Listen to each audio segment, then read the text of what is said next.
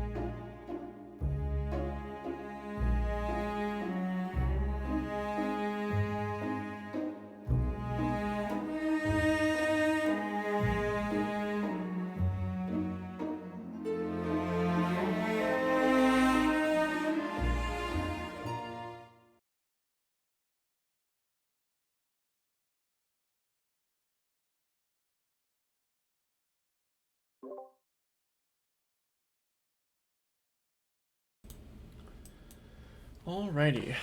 So, let me have that a bit up. There we go. Alright, so let me get you guys.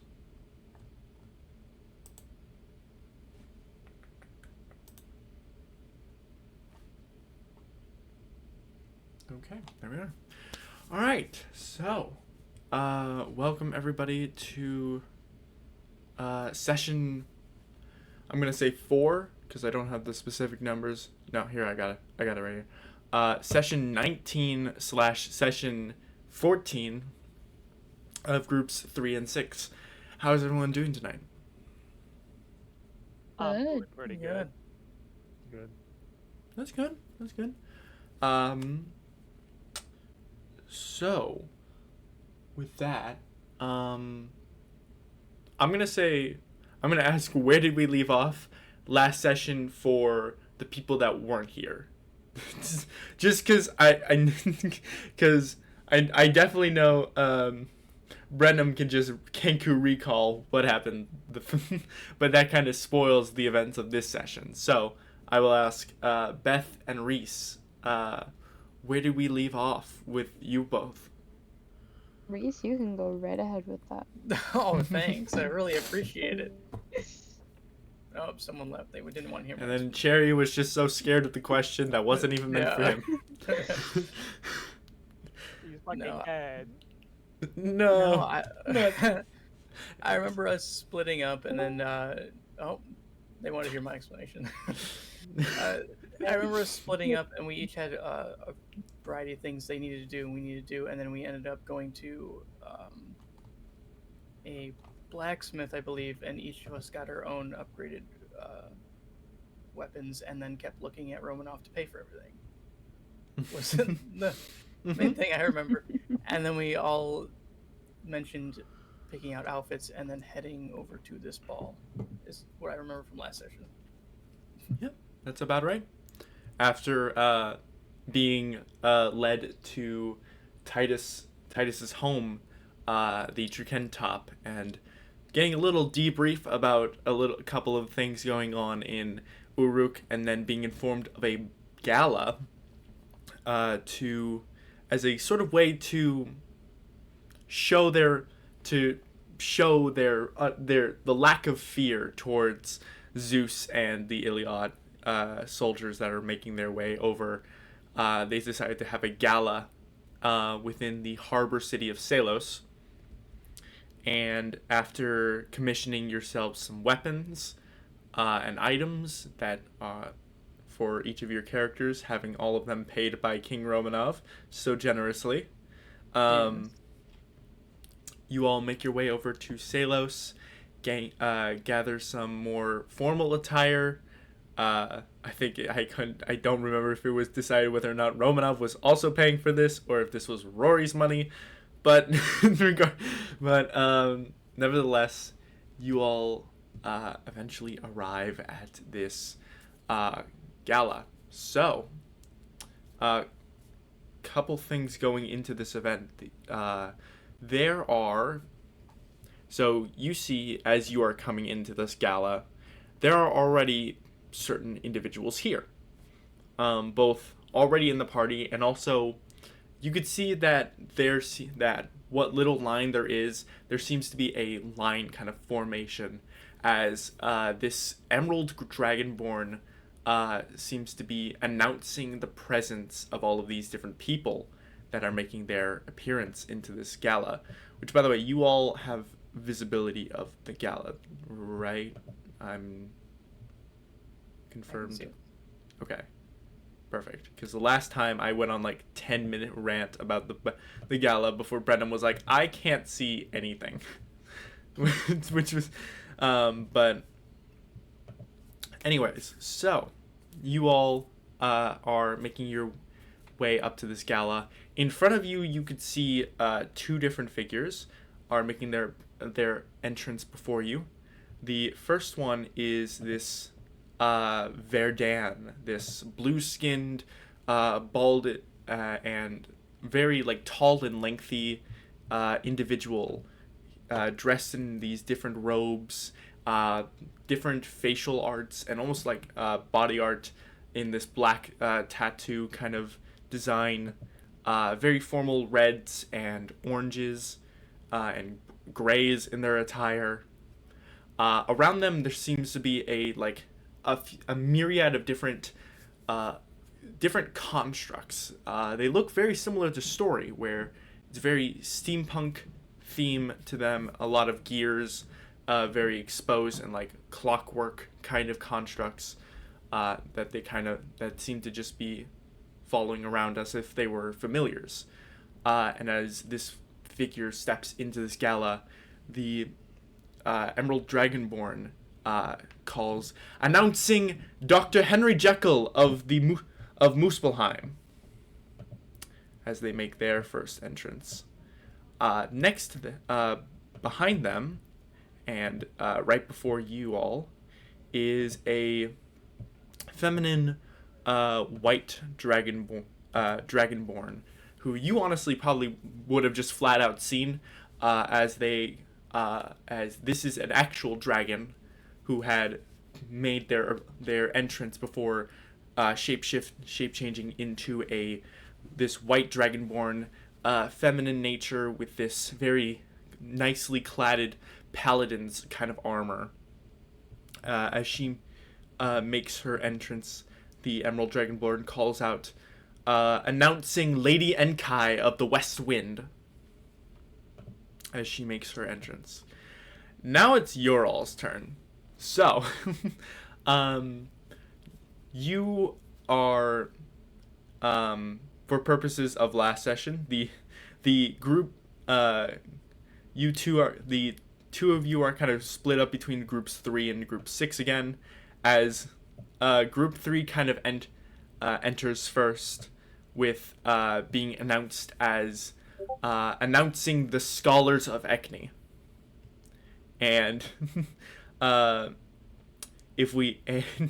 before you all are and as the green dragon, the Emerald Dragonborn, sees you all approach, she looks to the group of you in general, just asks, is there a group name for your appearance? And this is towards Kryn and Nox, but also Mako and Ionira. I don't know. We didn't got a group name. We didn't know we needed one. Yeah, that's how we were last time. Mm-hmm, mm-hmm.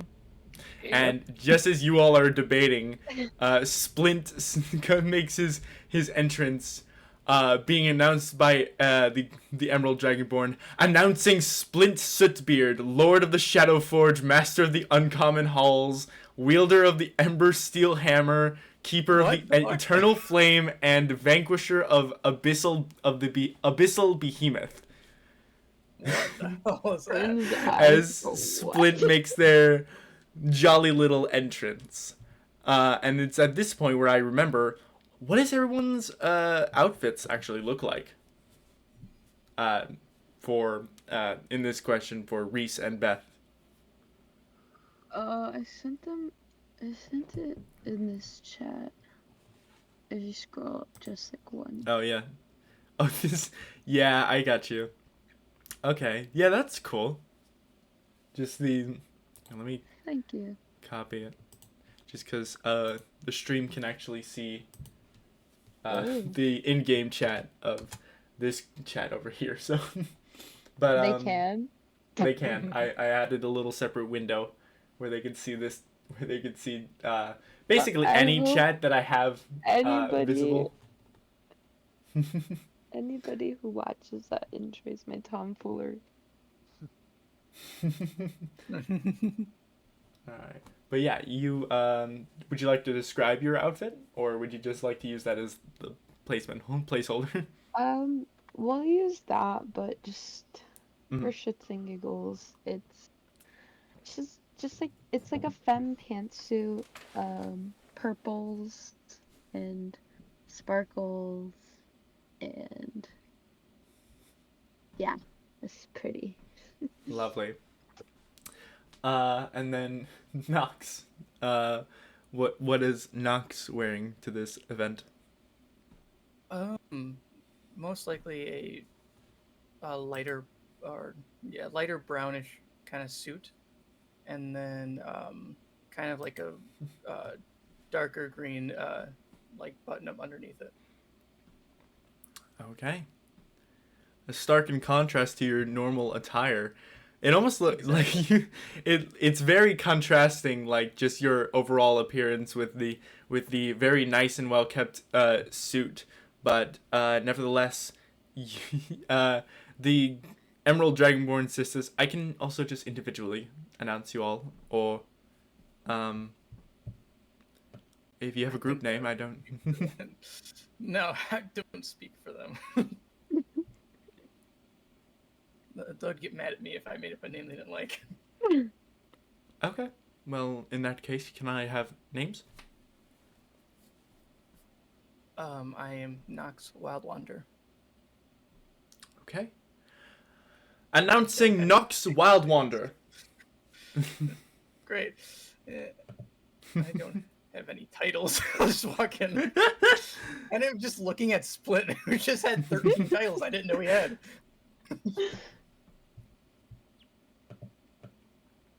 All right, and then she looks to Beth. She looks to Kryn. Kryn Volma. Announcing Kryn Volma. And you can tell that there's like a super thaumaturgy projection to this as well. The entire like room can hear your approach. I think for purposes, Ionira would just be addressed as Ionira of the Feywild, and then Mako would be announcing Mako of the Jagged Teeth. And then probably the person that should have gone first, King Romanov of the Kingdom of Avirateria, as you all make your entrance into the ball. As you all make your entrance, you can see that Splint is just going off into the ball. It's just going off and seems to find a random Dragonborn to start a conversation with.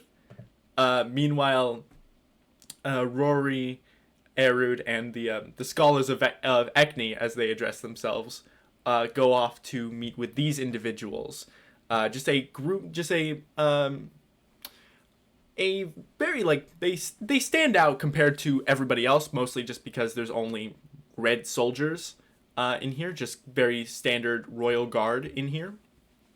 But 3 humanoid humans, the head of which looks quite large, like almost like a Goliath, and standing behind them all is this, what I could only describe as a Dracolich Dragonborn, is the visual that you are given. That seems just this undead looking brash dragonborn with these with this still very like nice and well kept formal attire. Okay. Do I recognize anybody besides the people I've entered with? At the moment, no. So yeah, you know that there are definitely going to be other people showing up, but at the moment there doesn't seem anyone that you seem to note are able to recognize. You could see there's royal guard all over the place.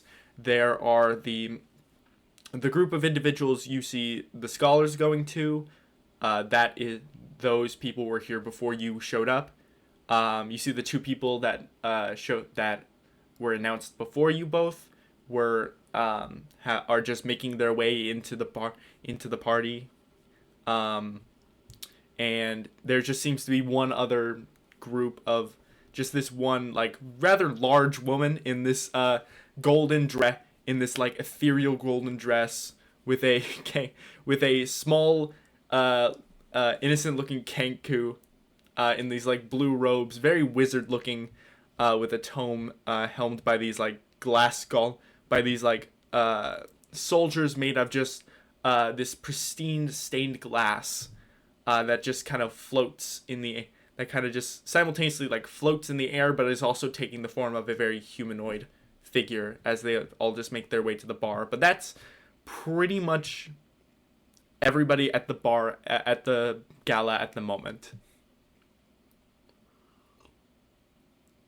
Okay. He's just gonna look over to Corinne and go, "What do you do at galas?" I don't know. Do you want to talk to anybody? There's a lot of people here. I'll just pick which one looks interesting.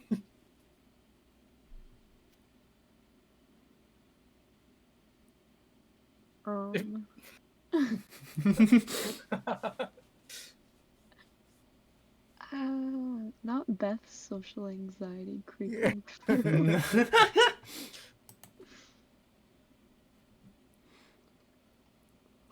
believe in you. You could also just stand around and wait for other people to show up as well,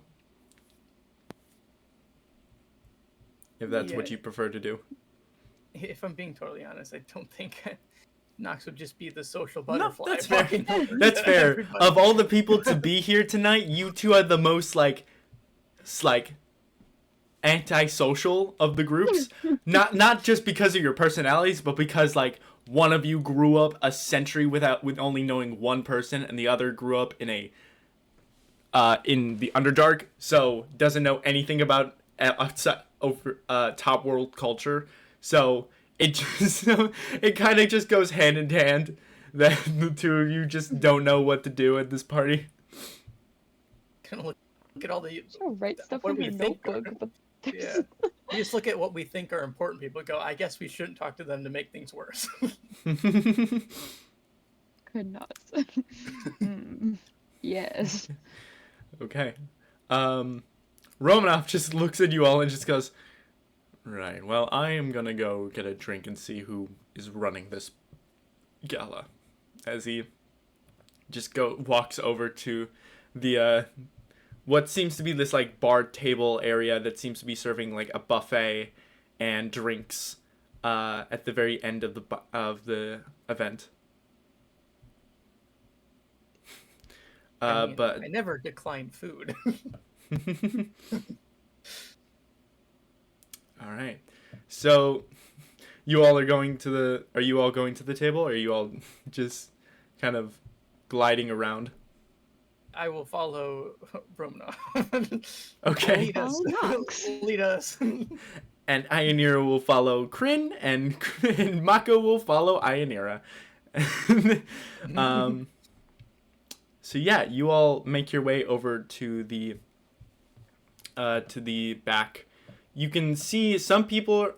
You could see a couple more people coming in individually. It's still the early beginnings of the event, so there's still not a lot of people coming, and it's in yet, and there's still just like they're coming in very sparse, spaced between each other.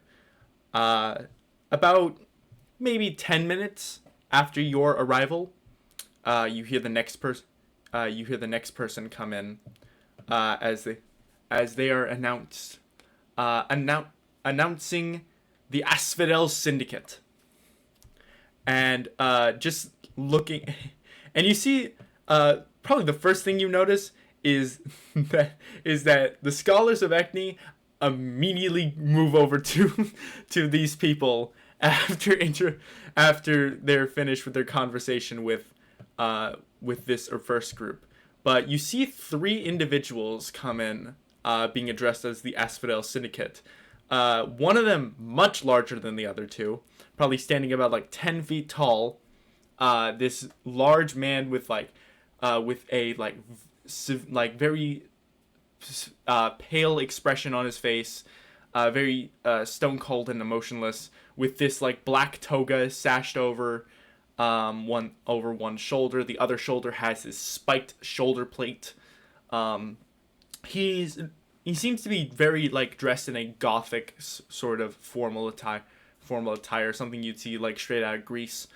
and he's backed by one a like very stout older gentleman in a sort of like dull blue formal attire, and then just the most ridiculous looking Hell Knight you could possibly see. Just this like skeleton in a ridiculously like terrifying looking set of plate armor with these curved like devil horns on the helm of it as he just makes this like you could tell that the few people that are in here seem to pay them much notice as they make their entrance, and you can see the scholars immediately just fucking beeline over to these people. Well, I think most of them. I think at this. Let me look at my notes. Order of events. Scholars go to talk to Syndicate. Okay, yeah. So you just see the group 3 just goes straight towards the Asphodel Syndicate as they just begin to converse at the front entrance. Do these people seem like people you'd like to talk to? Oh, they look so inviting and welcoming to talk to. I mean, look, It's a little scary. I mean, I might just go over there and listen in. I'm not sure I'm gonna engage with them, to be totally honest. Okay. I don't know who they are or what they are, but they seem important. Okay. If you'd like to go in and listen in on the conversation, you certainly can. I'm just gonna walk over with my plate of food. So let me ask Group 3: is this a conversation you'd like to redo with Pluto and the Asphodel Syndicate? I don't remember all of what we talked about. I mean, you could just give me the TLDR on it. Yeah, I believe I it was. I do believe it was like, I think it was Rory that was asking most of the questions, but you did. I do remember, Brenham, you like pitched in a couple. I'm gonna say for just purposes, Mako and Ionira are just gonna stay at the bar. So, and and it looks like Romanov has started making conversation with some of the Dragonborn that are around the party. But yeah, certainly Nox, if you want to, Kryn, if you also want to go in and listen in on the conversation, I just ask Rory and oh wait. I remember one thing that happened in this conversation. Yeah, I do definitely remember how the conversation ended. And I remember how it ended. Yeah, I remember how it ended. And no. And it's really awesome that let me ask this. Beth, are you going over to listen in on the conversation? Yeah. Okay. So, what happens so basically, if I remember correctly, the gist of what this conversation happens is they are asking about if the name Eris sounds familiar to Pluto.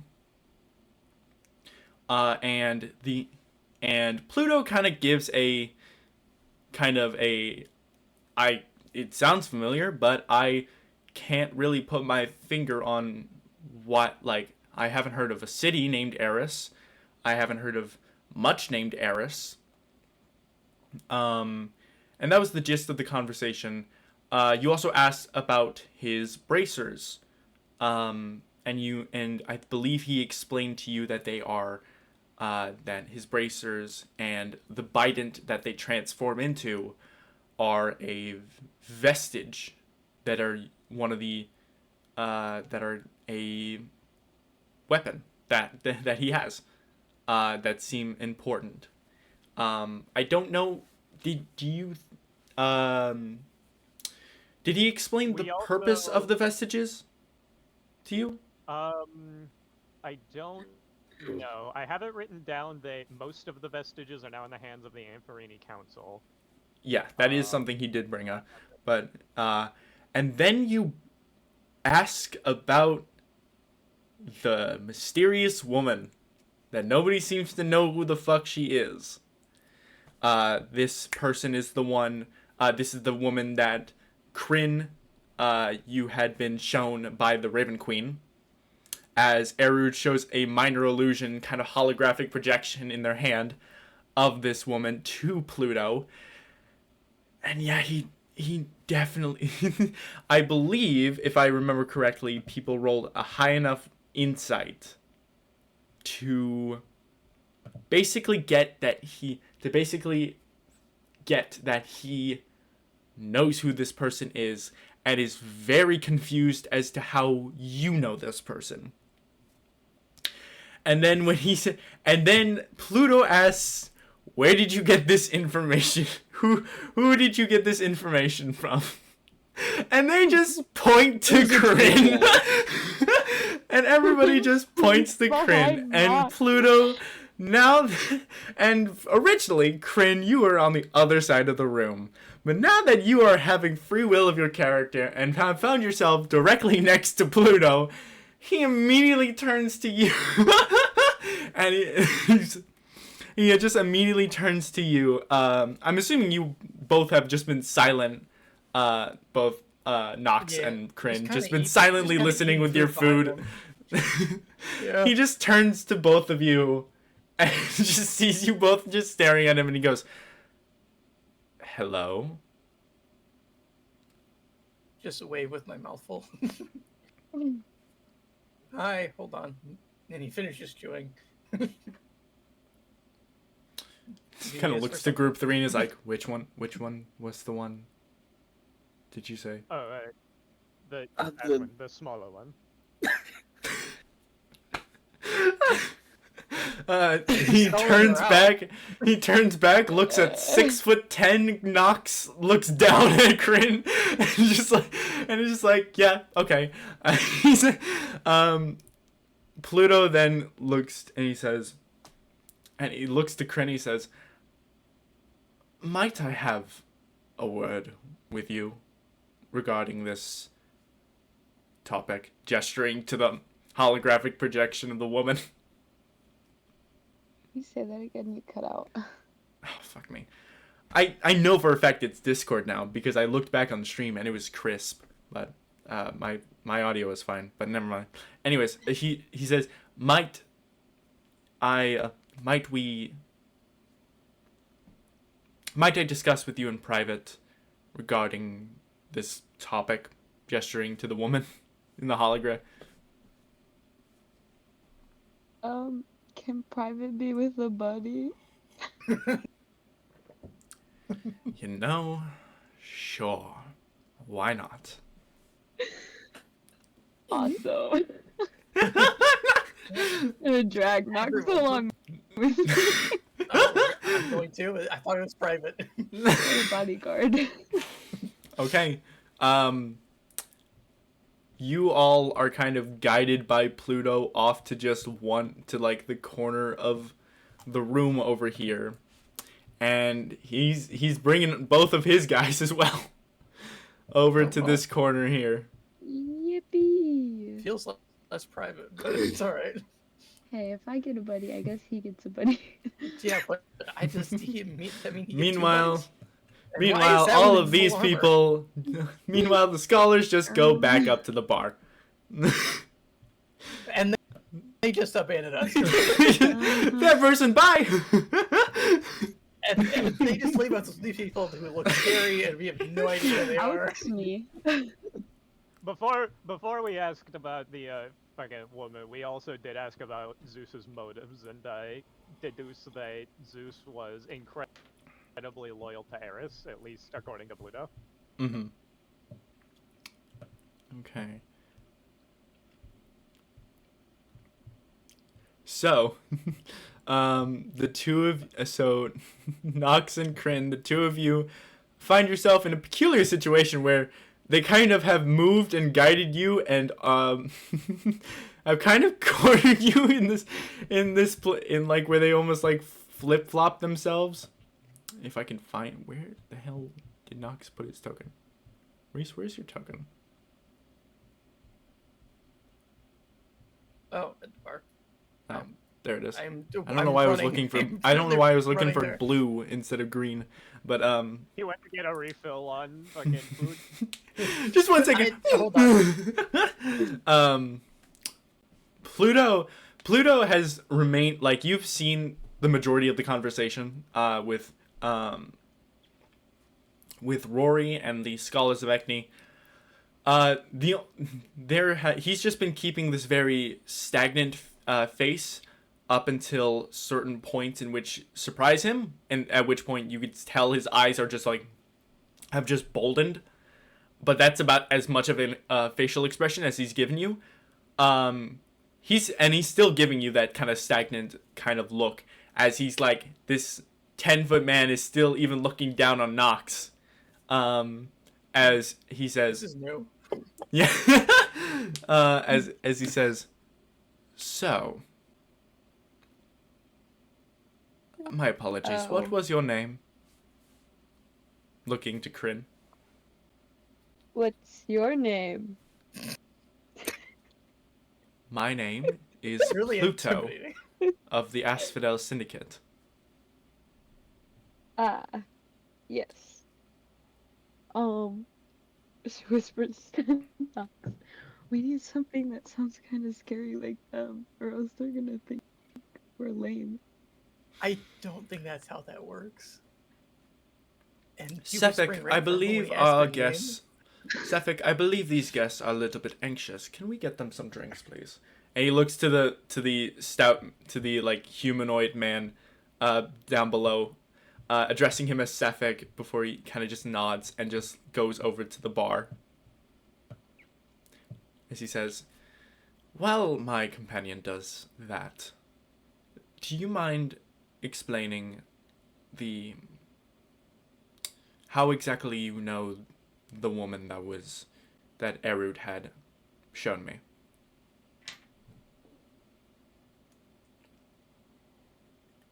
Yes, I do kind of mind. Oh, All right. I wasn't expecting that. Well then, farewell. No. We'll have it. And Pluto says, "I assure you, I believe I have a lot more information about this woman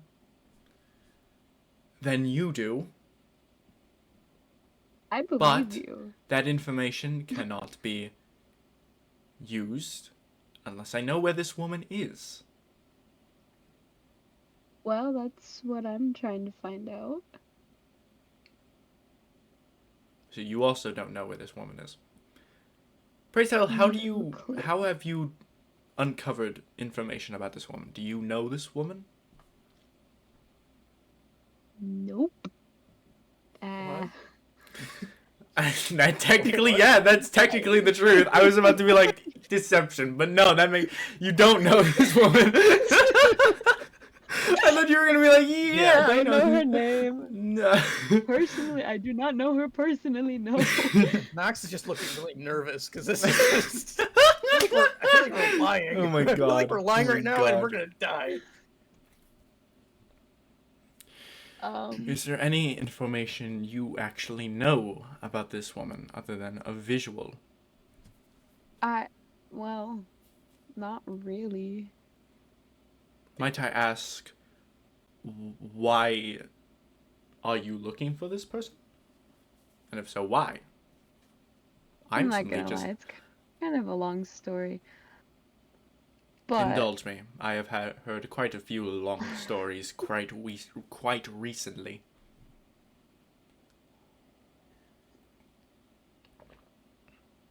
I had a vision from someone I don't actually really trust super well, so that's why I'm not sure how to take it. Mm-hmm. But she was telling me I need to look for this woman, and this woman would have something that would help all of the shit storm going down up here? This is so big. It's so big. I can't even make him like try to roll anything. I can't have you roll anything because you're technically telling him the truth, just leaving out bits. So, Well, okay. he just says. To Just- justify what Crin's thinking is, she sees this woman as a connection to the Raven Queen, and she does not like people who would associate with the Raven Queen. She doesn't want to disclose all this information. So in her head, it's kind of a correlation of, oh, well, if they know about her, they also might be working with her. And, yeah. Pluto kind of just looks and he says, I feel like there is an air of,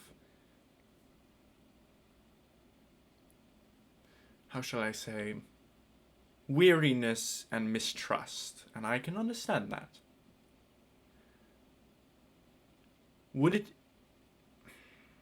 any sort of information that I might have about this woman be able to allow me to indulge further in your information? A trade of knowledge, if you will. Yeah. No. Actually, yeah. Is there anything specific? Well, what do you know about her? Well, once I look at, like, it's been a second since I've had to do anything involving this person. Let me... That well sounded like you're about to spill some serious tea. Let me tell you that 3 different groups know this person, and and not a single person has asked, hey, wait, who is this person? That's what I've been trying to figure out. Well, from my understanding, from what I know, she was under the servitude of the Raven Queen. It is, I'm sure you are not aware of the Raven Queen. That is a long history. That is a long story. But nevertheless, her attunement to the Raven Queen has nothing. Her attunement to the Raven Queen has no importance to me. What is important is the Raven Queen gave her something. Gave her one of these. Points to his bracers on his arms, as he says. Gave her one of these. And unfortunately, though she had worked with me for a time, she had disappeared. From what I had been told by the party she was with. I do not know how she disappeared, if she was taken. From the sound of it, it was as though she was taken. But that is as much information as I know of her current whereabouts. I believe, if I remember correctly, Thanatos, you can correct me. He just looks down at the skeleton warrior beside him. He says, but I believe her name was Sutton Crescent. So I will put that in the Discord chat.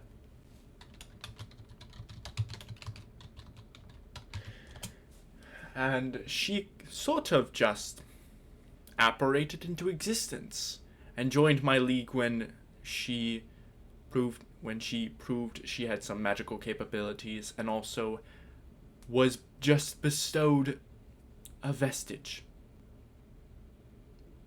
So, I'm not looking for her because she is the Raven Queen. I do not have any grudge against her. If she were to die immediately after I have what I want from her, that does not matter to me at all. What matters is the vestige that she has. Or had, perhaps. All I want to know is where that vestige is, because that is of such dire importance to me that I have been looking for her for the last fucking week.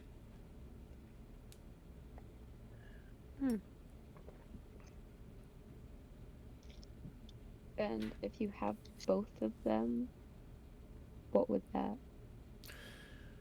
do That for you? is a longer story. Now, I believe it is your turn before I indulge further. Fair enough. So, bit of a history with the Raven Queen. That's not really important. Bottom line, not a fan. Personally, anyway. I got a vision from the Raven Queen telling me I needed to find her for the same reason that she had an item of importance. I saw her get taken by this shadowy creature. I've been trying to figure out who she is. It sounded like she was people tried to execute her for necromancy, but I don't know if that was actually her. That's kind of all we got, to be honest. We don't really know that much about her. I just knew that what she had on her was important.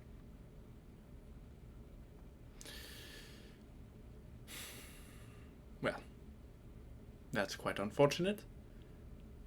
It seems that I have overextended my hand. Well, thank you for indulging me in the information that you have, but I will be taking my leave. Enjoy the event. He turns around and he begins to leave.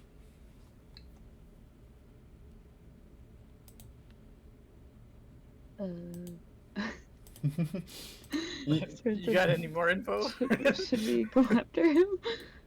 I don't know. Are you sure you can't tell us anything else?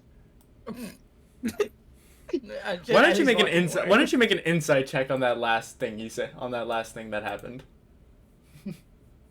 Okay. Wisdom-based cleric, you can also do so. Wait. Hell yeah. Oh my god. What do I discern? You can definitely tell when he said so you both kind of are able to get this. The information that Beth seemed to provide, or that Kryn seemed provided to Pluto, did not seem helpful at all. All that information seemed like he already either knew it or it was just not helpful. So when he said he was overextending his hand, he was basically saying, I gave you too much information because you weren't able to reciprocate that information back. So now I'm going to leave because I don't want to give you more information that I don't want to extend. Because I don't know you. So, yeah, he's done. You know what? I call that a win. He gave you information about what you needed, and you didn't need to do anything. I guess that's true. Although he might be a little upset at us, and I don't know who they are, so that might be a problem in the future. Yeah. I'm sure it won't come up. Yeah! Nah. No. Couldn't possibly. I'm just gonna, stare at them as they walk away. You know, my laptop died, and all of my notes that I put about last session just gone. Okay, so we are basing this purely off of how I remember the chronological order of events. So, as my laptop decides to take as slow as fucking possible to load up Firefox. Okay, so during this interaction, a couple more people make their entrance. Though, given how you are in this conversation right now, you might not even notice that they come in. And honestly, the first couple people you probably wouldn't really recognize either. You see two more Dragonborn come in as they are announced by the Emerald Dragonborn as Lady Enlil and Lord Hadad of the Adorned.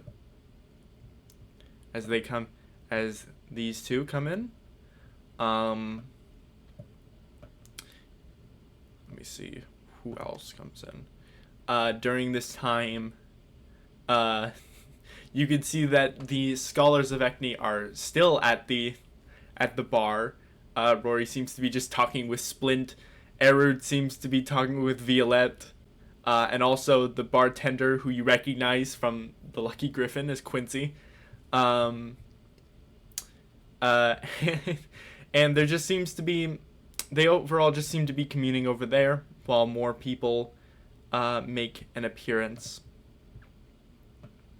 Including, I think as you make your, as Pluto kind of just leaves, you can, the next person gets announced as you hear, announcing Captain Kidemonas of the island of Mineros. And you just see a bizarre group of individuals make their appearance as as what I can't even describe what this is. You just gotta see it. But I will try my hardest to describe what that is. So you just see this teal-skinned woman with this very ornate headpiece that seems to be concealing or tinting her eyes, leading this group of individuals. This sort of druid-looking woman with all of these auburn leaves and very autumn aesthetic to her left.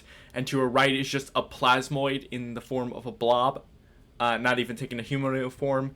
But behind them is a massive red plasmoid who has taken the form of a dragon.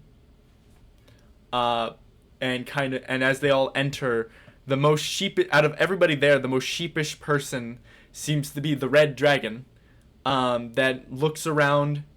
Looks pretty nervous, and then just shrinks into a very similar ball, but still much larger than the blue plasmoid, but now just a little red ball with mini horns, little frilled, and a snout as they just make their entrance into the bar. And you could see from across the room as everybody is still talking at the bar, fucking Junji and Leif just come speeding towards these this group here. But yeah, there's those additional individuals as you conclude your conversation with Pluto.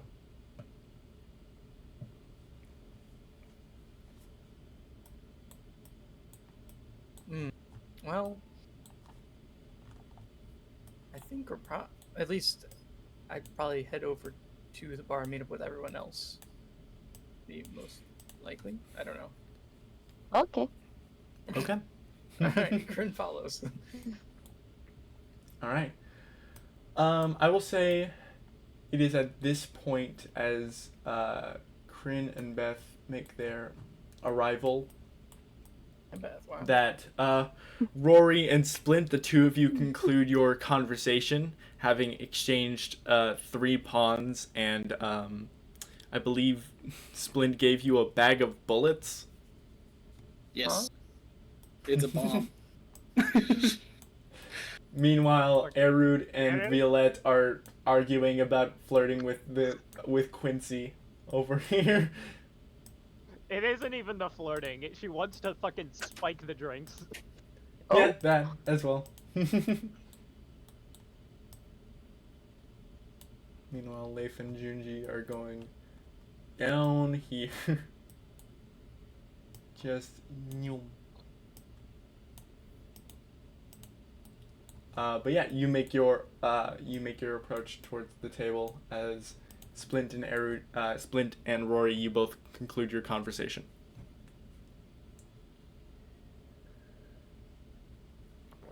That's actually a little bit too early, but I'm gonna just roll with it. Yeah. So the syndicate guys, they don't like us very much anymore. Or at least the Pluto guy, the big tall one.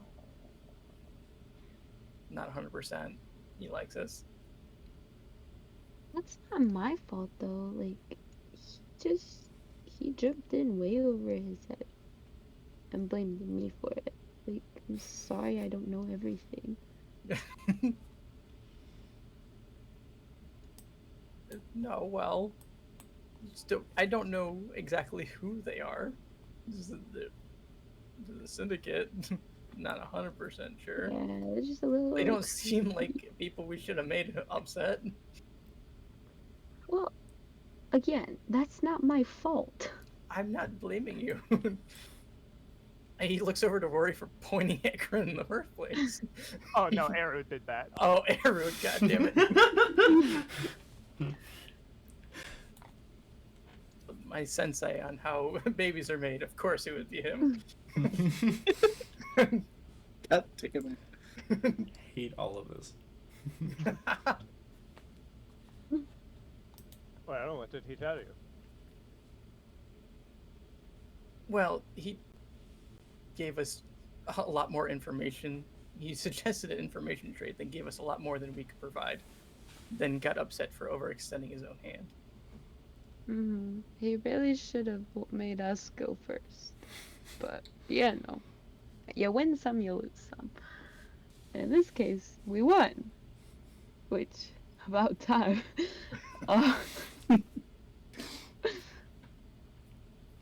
We found out her name. Oh. And she used to be with the syndicate. Oh, the same syndicate that we saved? Which, how many syndicates are there? I'm confused. She's referring to the Asphodel Syndicate. I don't As in remember Pluto's- which one is. Pluto's group. Pluto's. Yes. I don't know what syndicate you're thinking about, Rory. Yeah, and there's only been one syndicate. I thought there was the with Shiban's old people. That's the Fianan. That's That's just what they're that's called the now. Fianna. What were they called before? The Ulster. Of the Ulster. Oh, okay. That's why the Ulster age, the Fianan age, makes. I couldn't remember if Ulster was a name of one of the people or. I gotta fix my notes.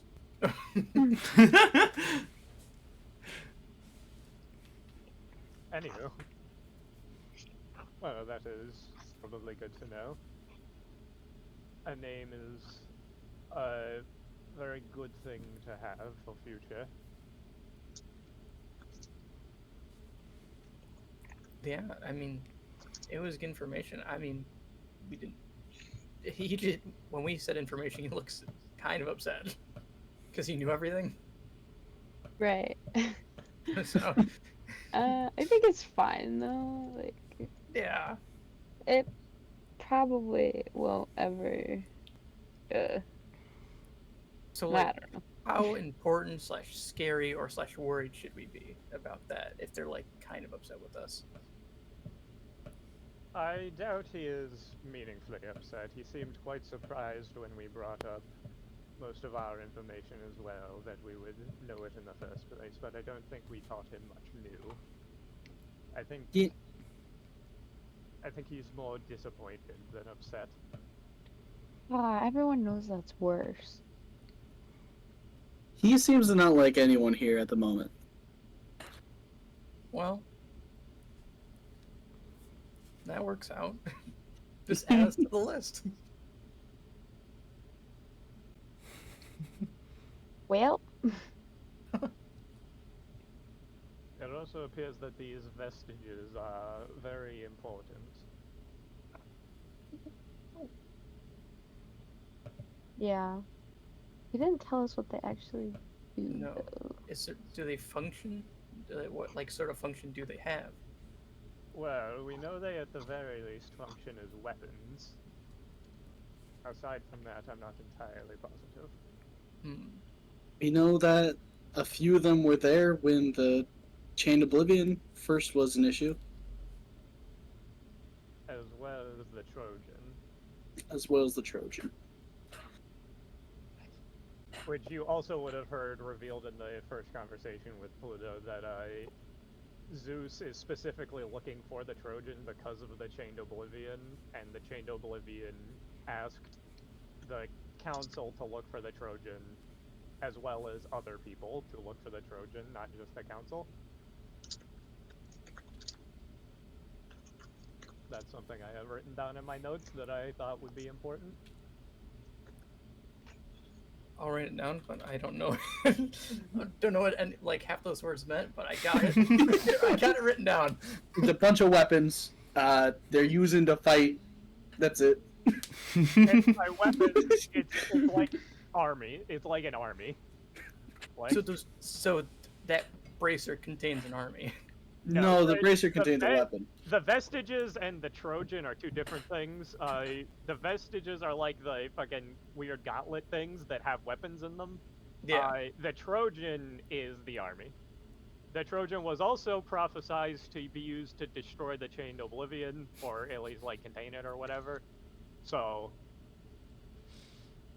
that's why Zeus is invading this area to try and find the Trojan. So he can combat the Chained Oblivion. No, so he can stop the Chained Oblivion from being combated because he works for the Chained Oblivion. What a plot twist. Got it. I love this entire conversation because group 3 is saying this like this is common knowledge, and group 6 is like, what? You've been on this for a while. What do you mean? You probably sort of like picked up on it during the conversation with Pluto, which is why I'm saying it out of character, because we went over a lot of it with Pluto. Oh yeah, Zeus is working for the Chained Oblivion, by the way. Yeah, I know what that means. Whose name is Ares. I know what this means. I want to be clear, group 3, they haven't heard the name Chained Oblivion yet. Yeah, that's something. We mentioned it when we first met, but Yeah, and then we kind of look at you like, sure, that sounds bad. Sure. No, it's pretty bad. yeah, it's apocalyptic levels of bad. I always find myself dying laughing over these like every single interaction the two groups have. It's so funny. Oh my god. Okay. Nox. I'm gonna need a history check, and this is not for the information that they're talking about right now. This is something different. Sweet Damn plus it. 0. It's not because I mentioned Ares. Oh my god. Sweet I'm gonna give you. 0. I'm gonna say you have advantage on this one. Please. What do you want from me? Okay. Okay. So Poor yeah. boy. You told him for a history check for a Okay, so caster. okay, a 3 might. I'm gonna say a 3, just because something. Got So it. while you are having this conversation, trying to comprehend what is going on about the Chained Oblivion and about Zeus and about the Trojans and about the Vestiges, you can just hear Esmeralda still calling out, the Green Dragonborn still calling out more people, and you kind of catch quick glances over to them, and she says a name that is on the tip of your tongue. You can't you recognize, but you don't remember where you recognize from. As she says, announcing Geraldol Ironhand of the Golden Hills. And you see, stepping in is a stout and very older looking gnome. He's got not formal attire on. In fact, he looks like he's a soldier. He's dressed up like he's ready for combat in like all of these leathers. He's wearing like a leather cap that's just kind of pushing down these like huge hairy kind of eyebrows that are very bushy eyebrows, and he looks like he's ready for war. Meanwhile, beside him is this white dragonborn with this very similar kind of like he looks like he's also ready for war in this like suit of armor that's kind of like a mix, like a half plate kind of armor. As he said, as they are announced, and you feel like you recognize the name Gerdol Ironhand, and you definitely feel like you recognize the name Golden Hills. But for the love of God, your 3 to history does not pick up where the fuck you recognize where you recognize either of those names from. But nevertheless, I mean, I'm assuming if you know, I'll say if you know, just off the off the bat, where you recognize at least one of those names, then I'll just say you like it clicks in your head. But I don't know any.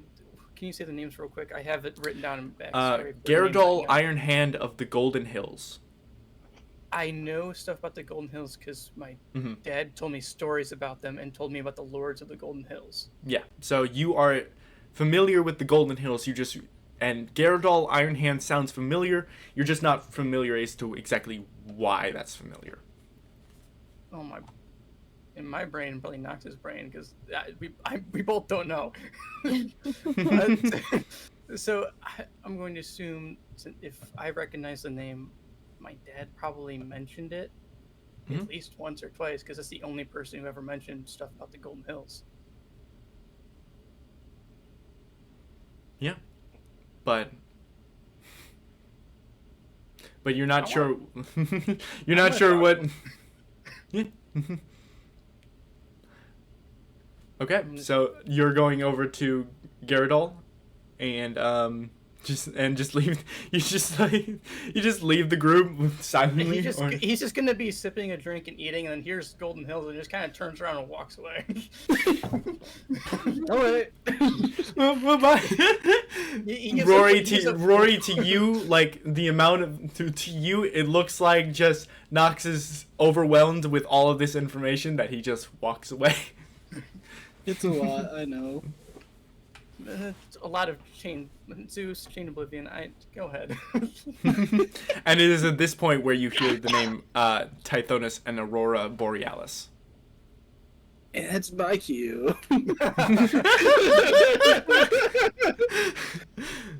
How many people are here at this point? There's a fucking lot of people that are here by the point in which the Borealises show up. From my memory, so many freaking people. There's too many freaking people that I have at this party.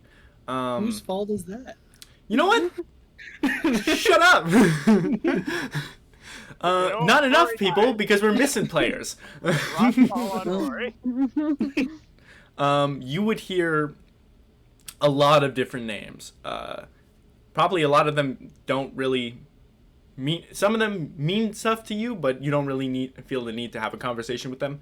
Some of them, at least for now, unless you want to have a conversation with them. First up, towering as this giant, like, I believe it's a white leonin, on the back of this black dragon, black wyvern more specifically, is announced Lord Gilgamesh. And this is their steed off to in the corner that just doesn't unlike all the other dragons that seem to shape change into a human and go into the party.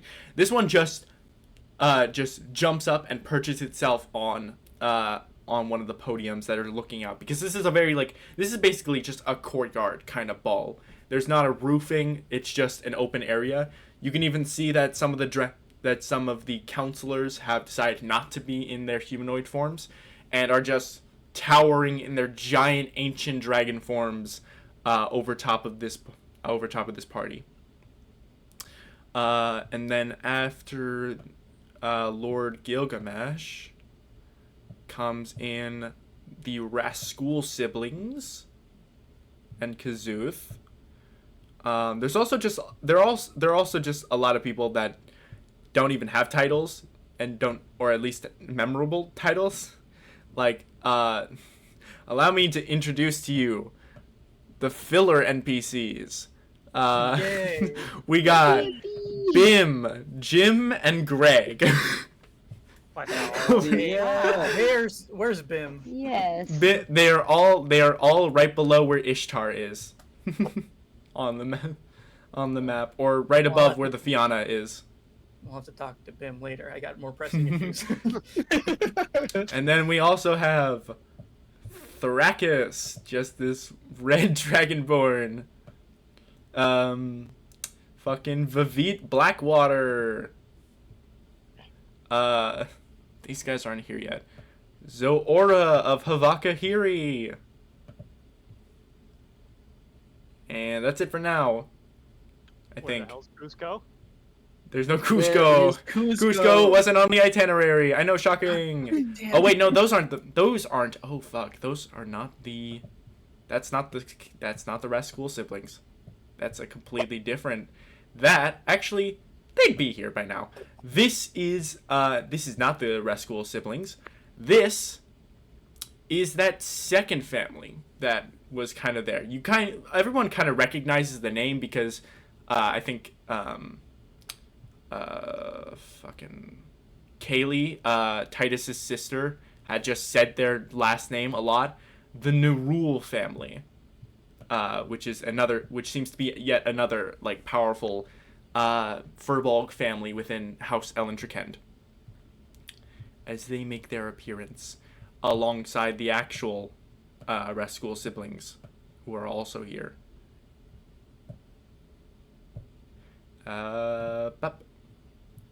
And then I think also, and then there's also this guy, this female Leonin, just addressed as the Chimera of Ilios, makes their also appearance. And then we got the Borealises making their suave appearance into the ball. But anyways, this is the current look of the party as Nox, you eventually are able to make your way through the crowd to make it to Gyarados Ironhand. As they're kind of you kind of see Gyarados is like not really indulging in any of the party. He's kind of just keeping his eye on the white dragonborn that has kind of split off from him, and is kind of just sitting around, looking kind of impatiently, kind of just like tapping their foot against this like fountain centerpiece in the ball.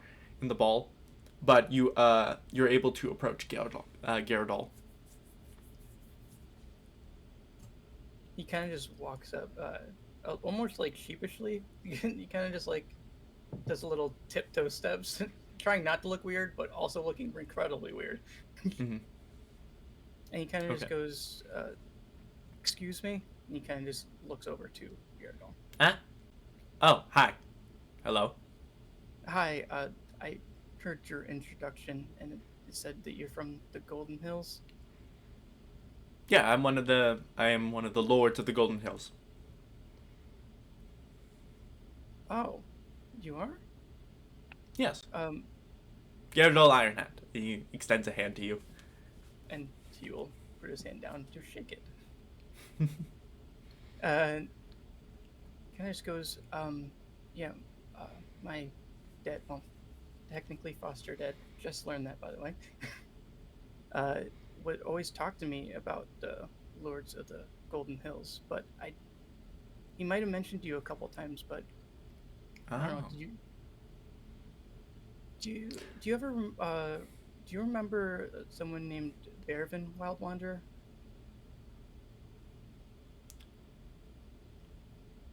You see like his like, he during mid your question he kind of went back to looking at Erlden, or looked back to the White Dragonborn, for a second. But he, with almost like a smile, like, oh, somebody knows me. That's cool.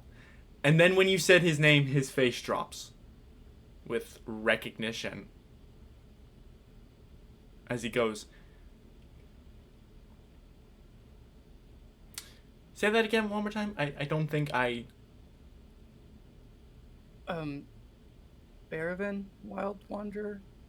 Do you recognize that? It looks. I'm looking at your face. Looks like you recognize it. Yeah,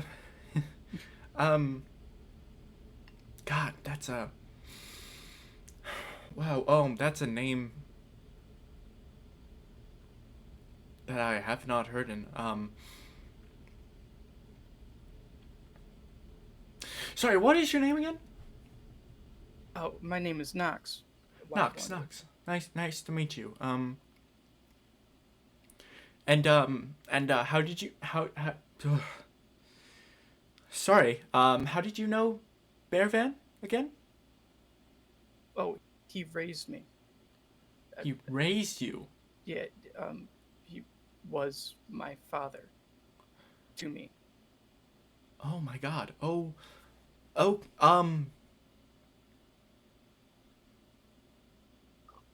Wow. Okay. Well, it's he extends his hand again. He's like, "Well, it's nice to meet you again." Wait, Wow, hold on. it's yeah. Well, no, I'm not saying goodbye. I'm just shaking your hand in agree, and because now I actually know who you are. Wow. God, I don't even what. Yeah, I knew your dad. Wow, that's where he's been this whole time. Fuck. Okay. Where had you?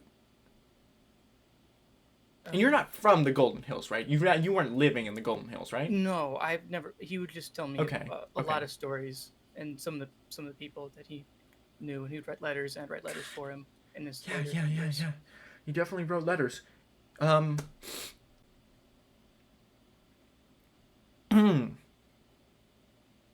Wow, that's a long story. I came here for combat. I didn't come here for that. For drama. Jesus. I didn't mean for drama. No. You're completely fine. Yeah,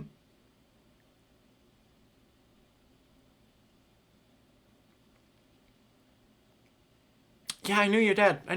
That was, yeah, he was a good guy. He was a, why don't you make an insight check for me real quick? Inciting. Mm-hmm. Please. Okay. Oh yeah. Okay. Yeah, he recognizes your dad, and whatever, and whoever your dad was to him.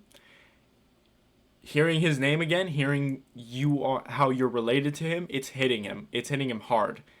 You can see like he's trying to like, he's looking down and away from you, but you can tell there are tears forming in his eyes.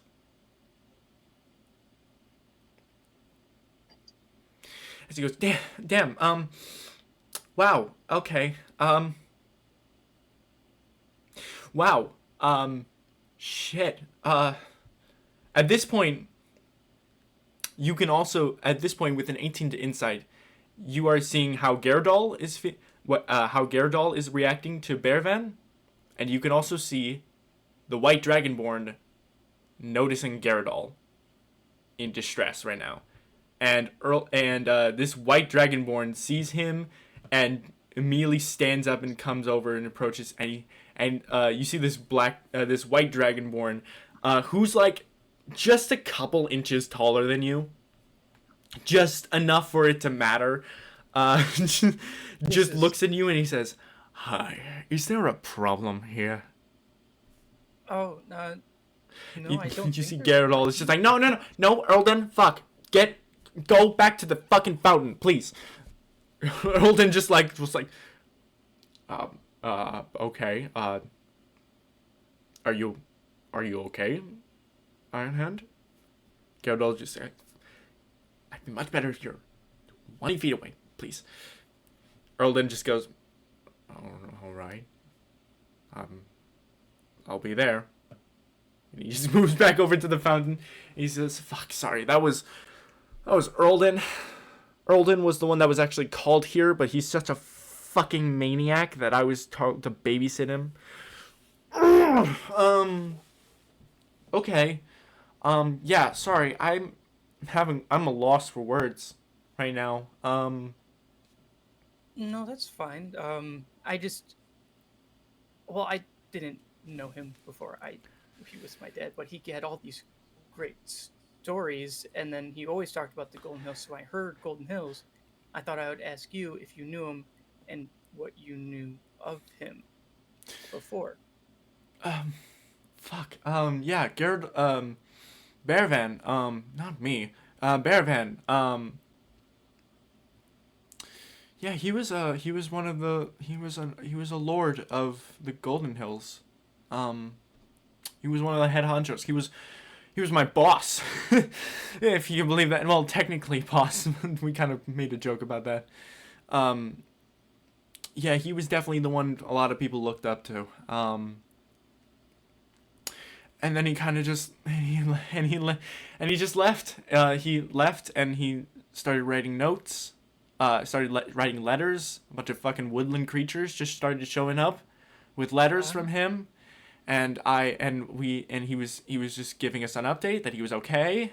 He didn't really give us a lot of information as to what was going on. He was just writing letters and just talking about shit, and we were talking back, and we were just exchanging letters, and I had no idea where the fuck he was, and I hadn't heard from him in how long has it been? Like a decade? How fucking long has it been?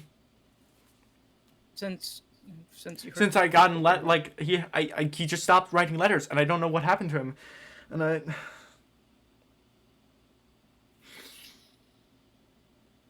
is he okay? What happened to him? Is he okay? Then you just see Knox just get really. Yeah. No. Okay. down. I figured. Yeah. Oh God. Ugh. Okay.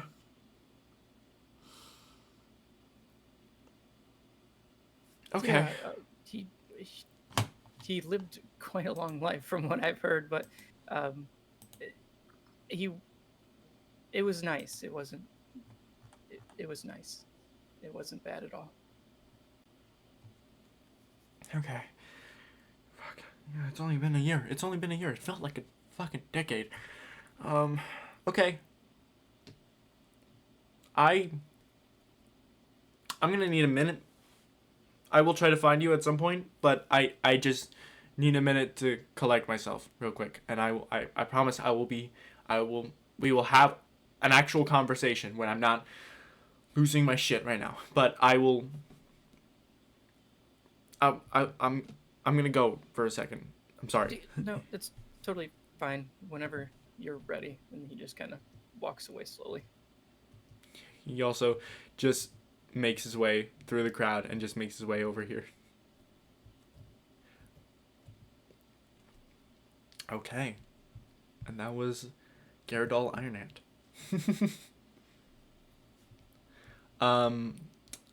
During this, Rory, you were having a conversation with the Borealises.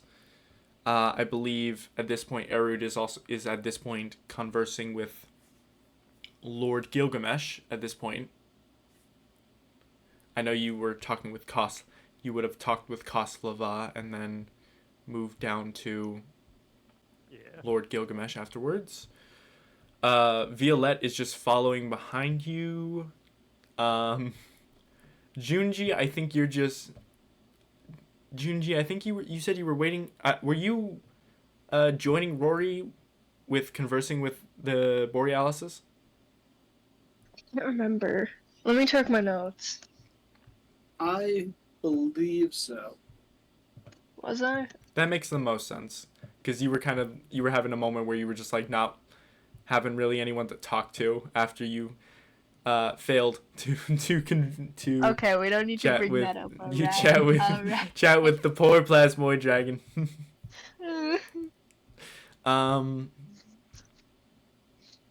And speaking of Kryn, what are you up to right now? What would you Just like to be up hanging to? out. Okay. Is, is there any conversation you would like to join, or is there any conversation that you'd like to have with other people, or? Um,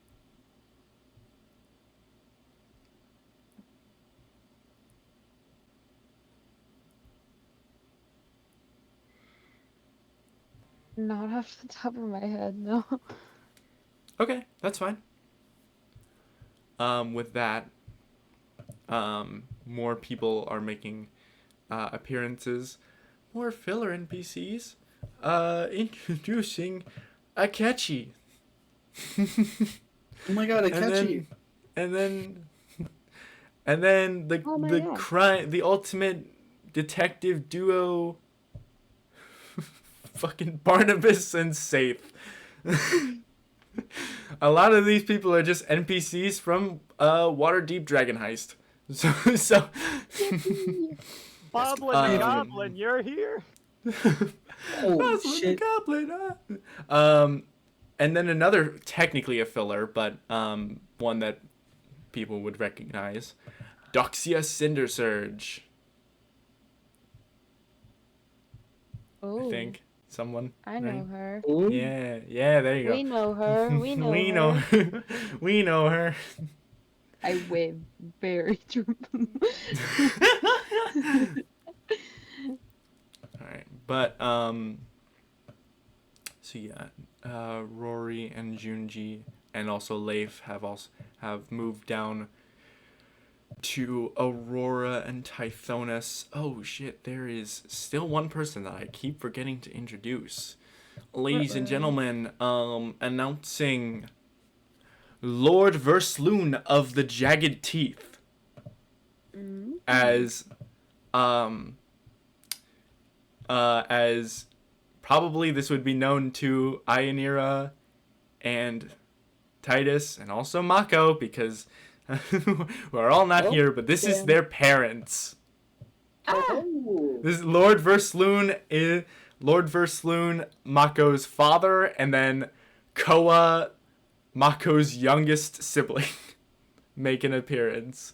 The third sibling, the second sibling of Leif.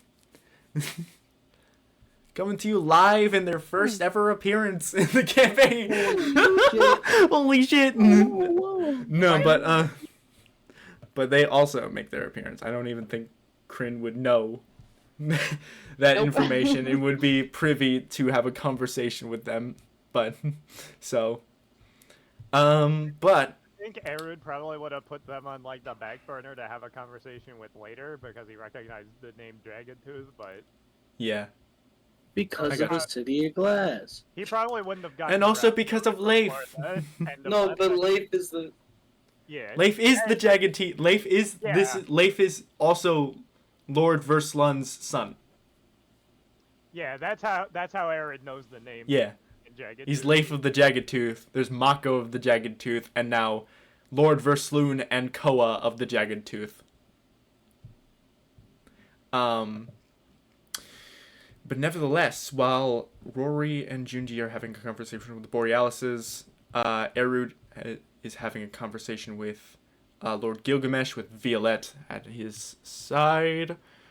I believe the last person that wanted to do something that I didn't get to last session is Splint. Do you want to still have that conversation with Captain Kinemonas? If Ishmael is still here? Yeah. Okay. Do you still want to have that conversation? Because I'm pretty sure if I remember correctly, you tried to stealth your way up to Captain Kinemonas. Yeah. Okay. Do you happen to remember what you got on that stealth roll, or do you want to just Should be roll recorded. again? I think it's there. So you have I to mean, look yeah, it's back. there, but I've had other groups before, so now I've had other groups after you rolled, so now it's somewhere in the abyss of the Roll20 chat. Okay. I think it was a 28. Okay. That probably makes sense. given I your went to the insane dexterity. scrolled all the way up, went to the chat history, and Control F stealth. Oh no, yeah, I see it. Okay, I managed to find it. It's a 27, yeah.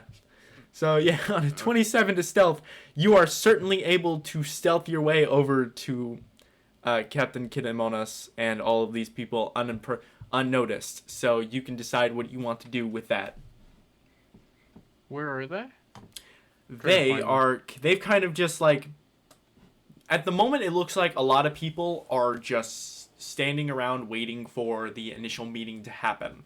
So you kind of find Captain Kinemonas and her entourage kind of doing the same thing. This dragon would probably just be in the corner more, and these three would probably just be having a conversation here. I mean, since my stealth was so good, I might as well just listen and wait. In case I hear something that they're saying. You hear just the casual, like, conversation between, it seems like Kinemonas and the human woman that she's with, as she kind of are just having a conversation akin to, like, you hear just Kinemonas go, you know, I'm finding it a little bit bizarre, just the wide variety of all of these different people that I've probably heard of before. It's quite daunting just to see them in action. And the woman just goes, well, that just kind of makes sense that an event like this would have a lot of very important people. I mean, the literal Lord of Gilgamesh is here. And all of the counselors are here. There's people from Kyla. We've worked alongside those people.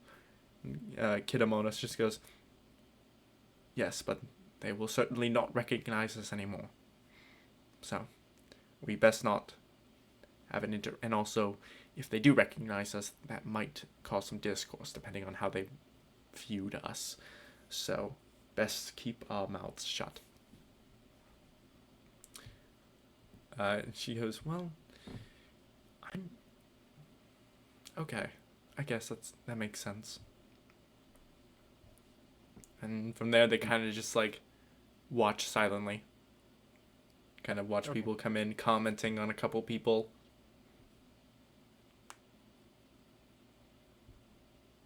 One, you see the most, like, they seem to, one of the things you would see them at least uniquely register is Pluto. And they're a little confused about Pluto's appearance. And also there seems to be some sort of, like, uncomfortable air to the fact that he is there. That he's here. Okay. Coming from mostly just the humanoids. The plasmoids don't seem to really, like, they don't know seem completely clueless as to what's going on. They're kind of just looking at everybody like it's their first time in existence. They're gooping about. They be gooping. Do you intend to, like, at all have an interaction with them, or are you kind of just listening in? No, that's fine. I just got what I needed. Okay. Sounds good. Where are you off to next? We can always just recreate the last interaction that happened, and just everybody is there for that. Because, you know, we needed twice the amount of people to gank up on Onsev. Mm-hmm. Poor guy.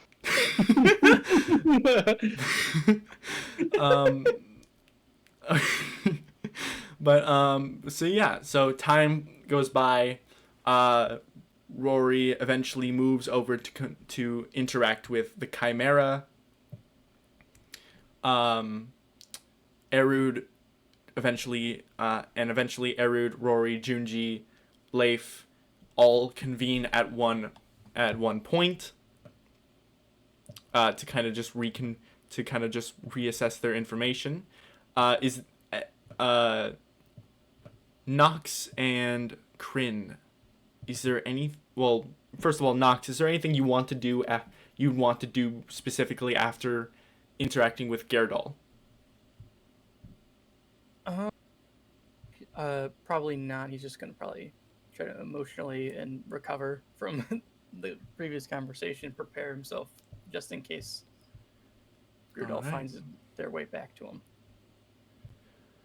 Okay. Seeing that it seems you can kind of see that Junji, Rory, and Erud are all convening at a certain point. Would you want to join in on that convening area thing? I mean, yeah, we're all grouping up, I guess. Okay. Mm-hmm. Kryn, you'd want to do the same? Yeah. Okay. So with this will just be the one and only example of just recreating the conversation that we had. Just redoing from scratch the conversation that was last placed, that we last had with you all, group 3, but now with Nox, Kryn, and Soot as well, or Splint, Soot, Wood. I don't know. Fuck. Soot Beard. Sure. But yeah. So why am I? Okay, Nox is already there. I'm just constantly losing Nox's token. I don't know why. You can't catch me. I'm can't. Can't get you. Zooming. But yeah, so you all eventually convene at a point close to the towards the entrance, as you all can converse. Well, this was quite the informative party for me, at least. The juice was great. How was it for you all? The food was great, but I'm still leaning on some more information from somebody. But when that time comes, I guess, whenever they're ready. Fair. Pretty good. I feel like I got quite a bit out of it. Yeah. So I wish we could have gotten a little bit more. I don't know. He might Maybe. know more information, but he's gonna be more upset with you if you try to get more info. Maybe. Shuffles away. They walk away after seeing us. I'm trying to make it as accurate as like the last scene was, but I'm pretty sure I had them in that corner. Get in the corner. We're done with you. Okay. It is at this point I will have Erud and everybody else who has proficiency in insight to roll an insight check. Do I have proficiency? I do not. You have unfortunate. Let's see. That's That's an not Oh my my. sheet. Good lord, such staggering contrast to Oh, I the do have. to last I night. do have it. Ah. It's Bum, bum. over. Okay. God damn it. Oh, how the turntables. Not this guy again. Not this guy. Okay, so as you all are having this conversation, it is abruptly interrupted as kind of shuffling through this crowd of people, Erud, you are accidentally just shoulder decked by this like larger man in like this tattered in these like grays and tattered shawl with a hood over his head. You see this large individual, a sort of a smaller humanoid size cyclops, kind of push past you as he kind of like turns back like anxiously, and he says, "Oh, sorry, sorry, sorry. And he just turns around and he leaves. But you, Aaron's going to just start following. you definitely can pick up on a natural 20 that he looks at you with fear, with recognition. He knows exactly who you are, and he is terrified. And Nox, you can kind of pick that up too, as you see it from like an outside perspective. You can definitely tell that this Cyclops seemed very scared of Erud. Does Erud know that Cyclops? What just happened? What did Erud do to the Cyclops? I don't know. Aaron, I'm sure he didn't mean it. No, but like the Cyclops was like scared of Erud. I don't know how much, but it just didn't look right. Aaron's just going to say to the Cyclops, "Do I recognize you from somewhere?" He turns around abruptly and just looks at you and like, no. Well, you certainly seem to recognize me. No, I don't. I'm just very nervous in a crowded, bustling party. Do we have to incite that, or can we just assume? You are just using your insight from you. I'm just prolonging your insight from the check you rolled. Yeah, he's full of shit. Both in the sense that he is lying and also that he's terrified. But he's kind of just looks. It's like I'm just very nervous at parties. I'm not the social type. Well, that much was clear, but you definitely know me. I recognize it in No, I don't. I don't recognize you. I don't know who you are. Are you an Aarakocra thing? I don't know.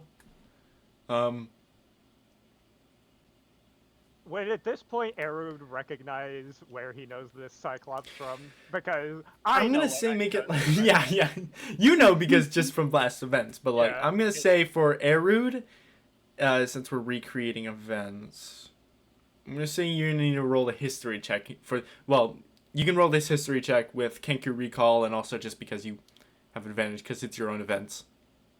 God, I swear, if we lose all of the information we got last time... Yeah, you are able to pick up that that he definitely seems to recognize you. He's terrified of you, and you only remember one other instance where you had an interaction with Cyclopses. Yeah. As he says, you were like an Aarakocra or something. I don't know who you are. Or your friends. No, I'm a Kenku. Aarakocras aren't very good at swimming. Gotcha. Just swim. He's going.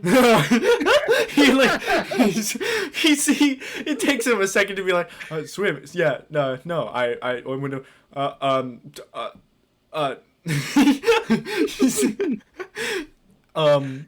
Yes. No. I'm sure they're not good at swimming. You see him start tearing up, and then Okay, Aaron's gonna like motion the rest of the party over. No, that's not necessary. I was just leaving. I'm actually kind of hungry. I'm gonna go over. Listen. Yeah. Aaron's gonna start like whispering. Listen, I know who you are and where I know you from. You are a terrible liar. Okay. So, I think I only want to know why you're here. I am here because I am a part of the Gilgamesh Assembly. Again, you are a terrible liar. He's like, I'm not lying. I'm here for I helped look for a dragon. I went over there. Points to the fucking Lord and Lady of Kyla. Must have been pretty hard to find. Yeah, I Yes, think I found it was couple quite dragons hard to too. find. I found a couple dragons too. There's one right there and Oh, good for there and you. there. Oh, good for you. That's awesome, man. Good for you. Anyways, I was gonna go get food because I'm gonna. Are you still working for that fellow I met down in the library? He's gonna Oh, say whoa. like a little performatively loud. What? He's like he can like hear, he can see him, he can notice you projecting. And kind of looks about. It's like okay, no, I'm not, because Oh. I was never working for anyone. I'm a free agent. Well, I was working for the Acadia. That's who I was working for. When I was working for the Acadia, because I work for the Gilgamesh's now. This guy's good. Sorry about that, buddy. This guy's good. I mean, we can talk to some of the Acadia if it'll help. You know, Oh, we'll figure out who. Well, Like, to I'm talk sure they to and- wouldn't know my name because I'm just like as common as like one of the foot soldiers, like this guy. Points to the red soldier right beside him, like this guy. You don't really look the soldier type to me. Oh no, I'm not a Red Order soldier, but I'm still like a mercenary for the Gilgamesh Assembly is what it was. And you said you were never working for anyone, is that correct? Yep. Except for the Acadia, for the Gilgamesh. Jesus Christ. But not near Gisu.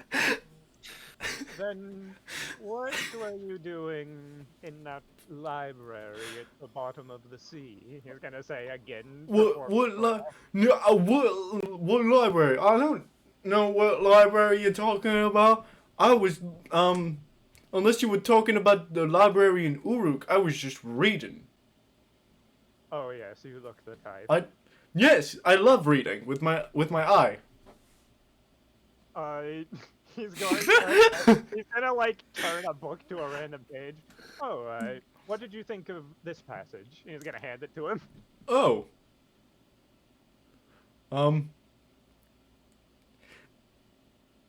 I love the drama. It was probably like a history book or something. No, it is pretty dramatic. I gotta give it to him. Like, man, Steve's always when fucking Silver, that shit was ridiculous. They had such drama and comedy. Usually not much comedy in history books. Well, that's debatable. That's a matter of perspective. But I can't fucking keep a straight face with this fucking guy. Or at least I have no qualms with you. I just want to go get some food and listen in on what we're gonna do tomorrow morning, and maybe not tomorrow, maybe the next day or the next. I don't know when we actually attack, but I want to go get. I'm just gonna go get some food until we wait for the thing to happen. It was Yeah. kind of like. Oh, continue. I was just about to say, I'm pretty hungry too. Maybe we should all go get some. Oh, We'll I go can- to the bar and get some food Oh. together. Sure.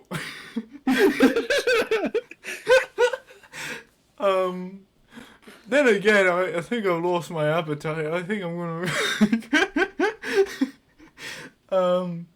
But okay.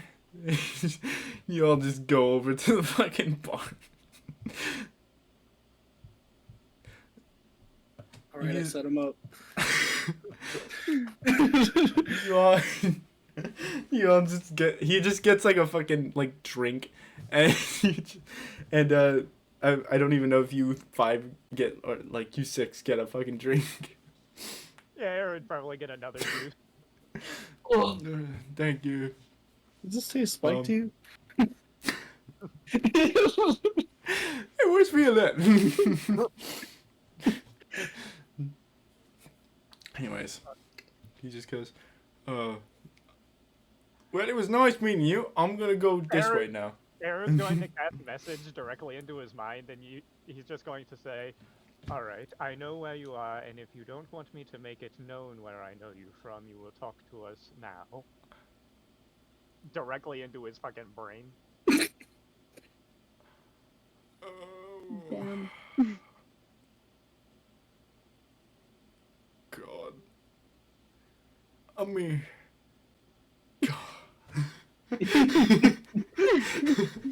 He's like, you can see his like 2 brain cells are comprehending his situation right now. Like, do I either die to my guy or do I die to this fucking Acadia?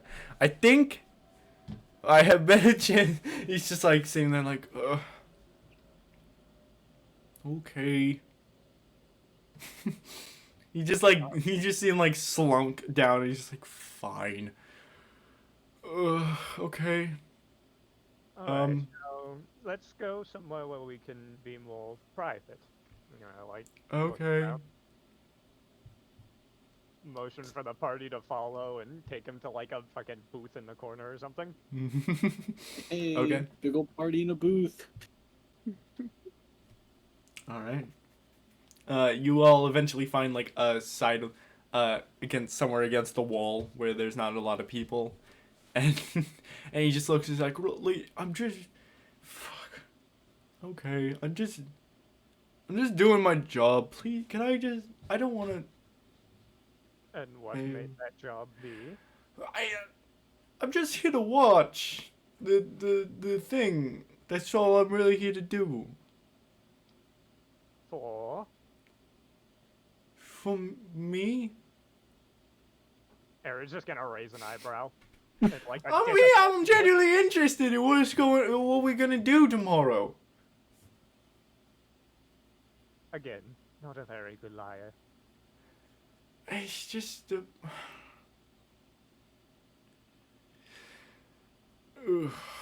I'm working with the same boss man as before. Yeah.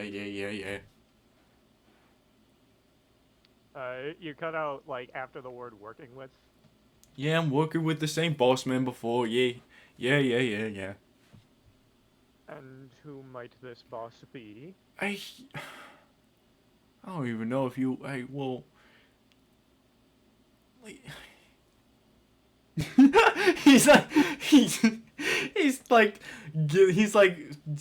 thinking about it, and like he's simultaneously like thinking about his options. Like, oh, it's just like 3 different times where he's just like, I'm working as an Alia Vecna. Happy? Very.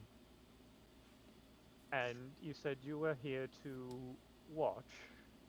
Yep. He's just interested. He just wants to know what's going on. He doesn't have anything. He doesn't. This is me being honest. He doesn't have any plans on doing anything with this. He just wants to know what's going on. Interesting. And this is a little off topic, but what were you and your boss doing in that library? He seemed very helpful when I met him the first time. I have no reason to believe he'd be up to anything. He was looking for a map. He doesn't really tell me why he wants me to do stuff. He just tells me to do stuff, and I'm just supposed to follow along and do what he wants. He doesn't really tell me why he does things or what he wants from stuff. He didn't tell me what he wanted from the library. He just told me that to help him, like, guard him like I hired a bodyguard at the library. And after the map, where did you go?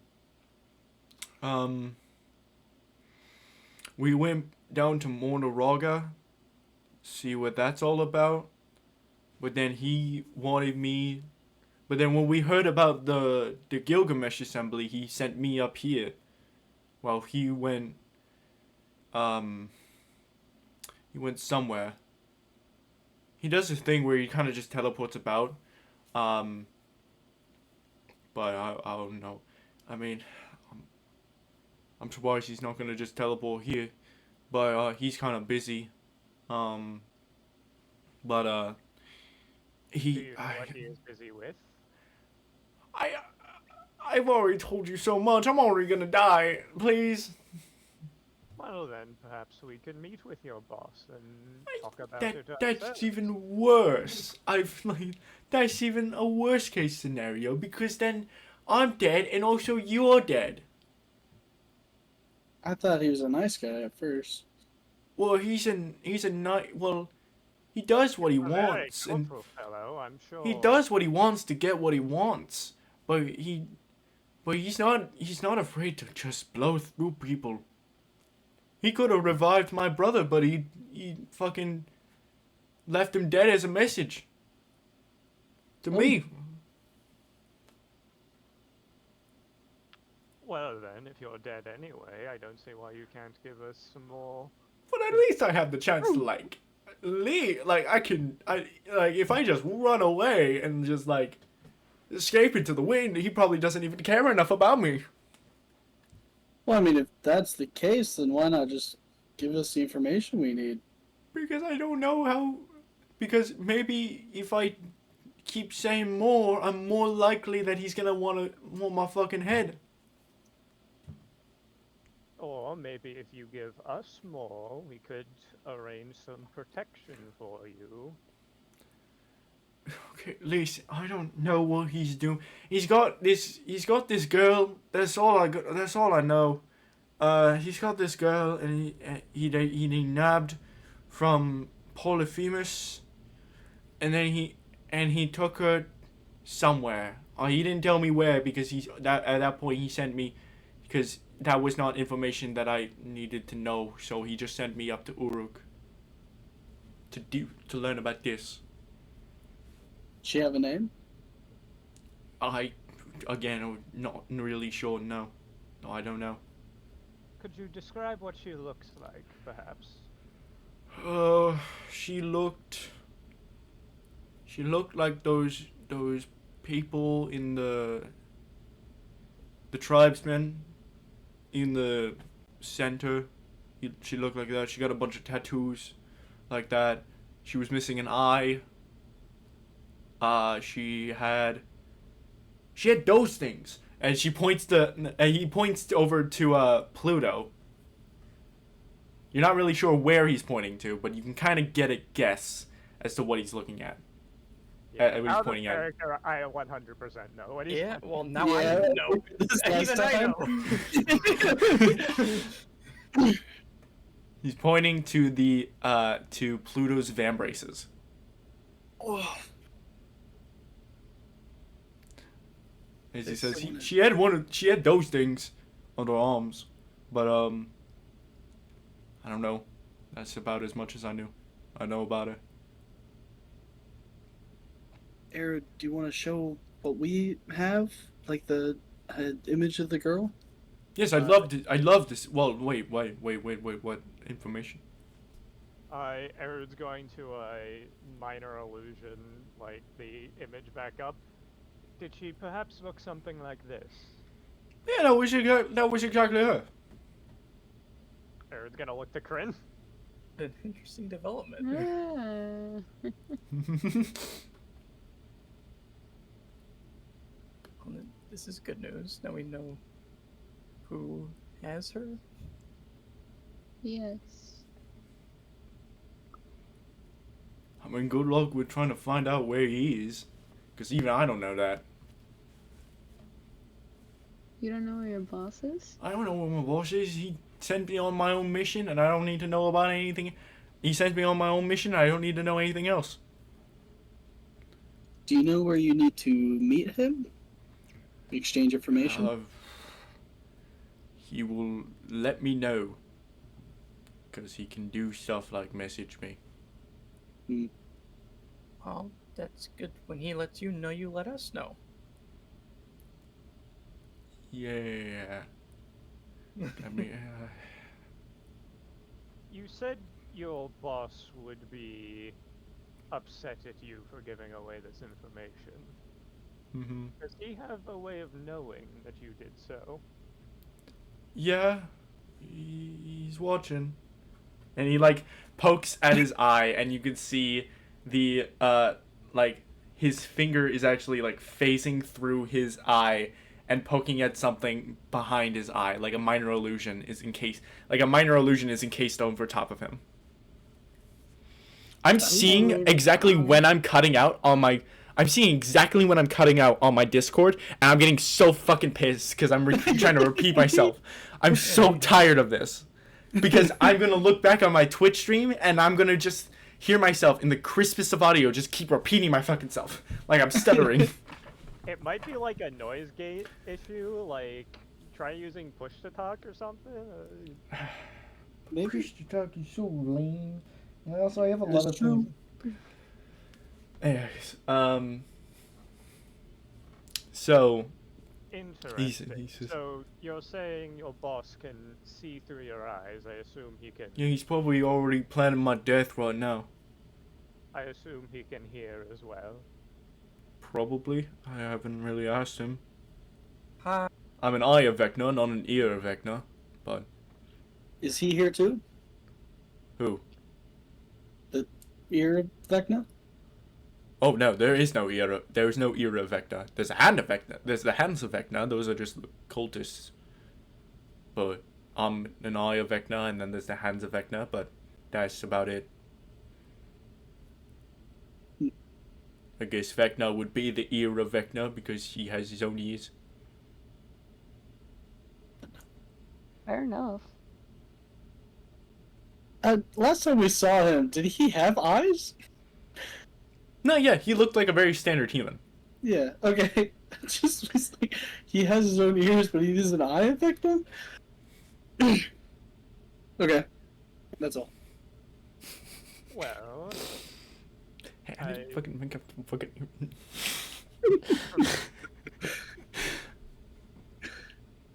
well, is there anything else pertinent you think we should know?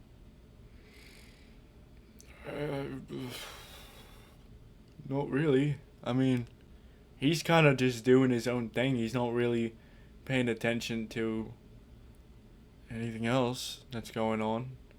He's kind of just doing his own thing, trying to do his own thing, basically. Well, it is clear that Vecna has at least one shared interest as us. Perhaps we could have some information that he would be interested. I don't even know what he want. He has a goal, and it's not the girl or the thing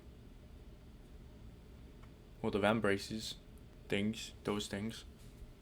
You know, as long as he's not, working with the Chained Oblivion, it sounds like he's on our side. He doesn't seem to be. No, I never heard of Chained Oblivion. I did hear Tradisum, but that's about it. Write that down. How do you spell that? I didn't want to spell it. I'm just... Hey, Kryn, do you want to spell Tradisum for them? You know, I can tell you how I spell Tradisum. I can't tell you if that's the right way to spell Tradisum. Here, let me help you. Let me help you out with that. Tradisum. And as he says, I think I heard Tradisum at some point, but I'm not entirely sure. He is interrupted. As the Emerald Dragonborn, as Miralda, who has been announcing a couple nameless individuals, announces one that kind of catches a lot of people's attentions. Both yours and catches a lot of people's attentions. Both yours and a lot of people in the party. Announcing the King of Aenis, Jupiter, as towering over the party, a good like Pluto was like 10 feet tall. This guy is a storm giant, towering at 15 feet tall. When did I become so short? When you decide to come to this party. Towering Jupiter. This giant hulking storm giant that towers over the crowd. Beside him are two of these highly, like, these two soldiers, very humanoid in nature, with full plate mail concealing their entire visage, as Jupiter kind of looks around at the party, who has all fallen silent and is just looking like, oh shit, there's a lot of mixed reactions of like, oh shit, there's that guy. Like, everybody seems to recognize, but it's almost like they recognize them in a good light.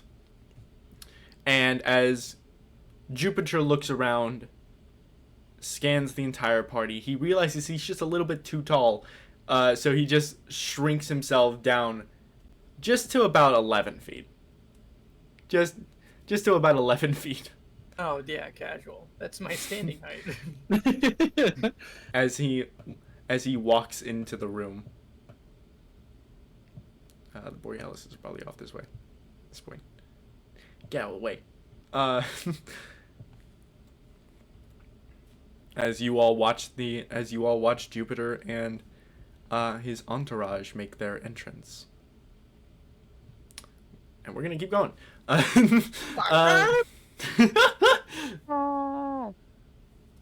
don't know if Maddie fell asleep. I told them. I'm not. Hey, Oh my god. I was worried about that for a second. But yeah, all of you are probably off in, like, I'll say, this corner over here. With Ansev, these Red Order will probably have, like, fucked off on Junji's order.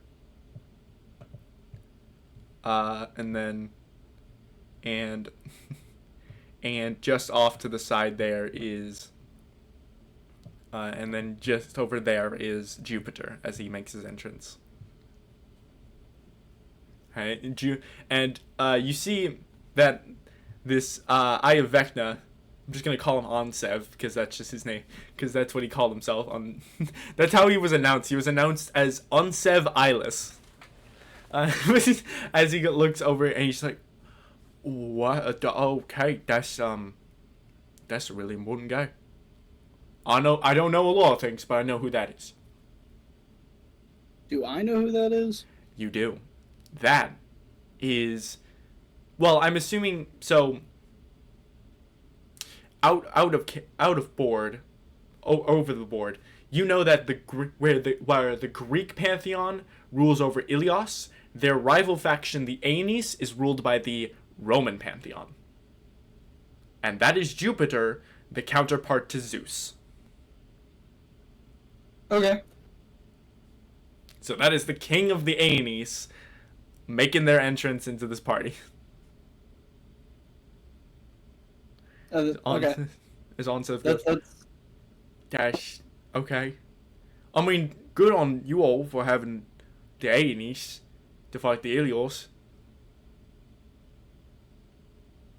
But yeah, can I go now? Yes. Unless any of you have any further questions. Should we be worried about his safety? Maybe we can talk to the Acadia? Yeah, I mean, I'm just gonna just do what he wants, and then I'm gonna book it until he says I'm not gonna die. So Erud, as like Jupiter was being announced, started writing into his book.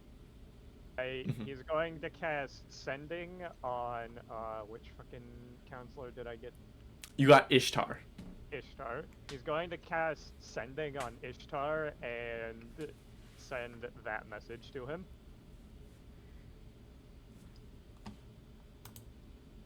Shit, I saw it for a second, but I forgot where I saw it. Oh, there it is. Nice.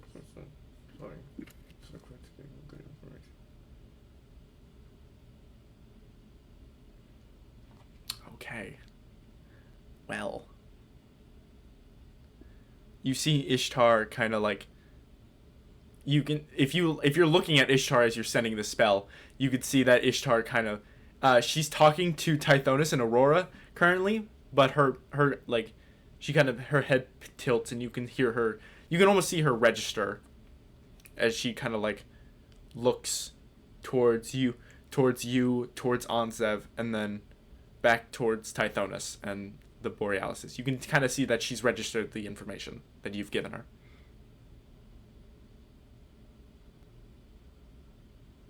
Alright. Yeah, I was just going to say, well, I think that is all. You may want to stick around for a small bit more. Well, I'm gonna try to still do what he wants me to do, at the very least. So I hope I don't, so that what I've done here counters what I do here counters what I just did here, and I hope I don't die.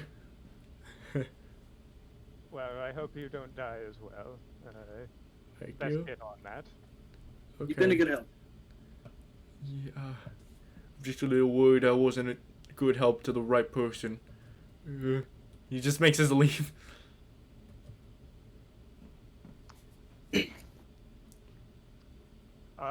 Fucking Aaron's going to look at fucking Nox and Kryn and just explain, he was one of the two Cyclops I encountered when I went to the Sunken Library, working for that Vecna fellow. The other one drowned, trying to either apprehend or kill me. I don't particularly know which. So What? I assume that is why he was afraid of me. Well, what'd you do down there for them to want to kill you?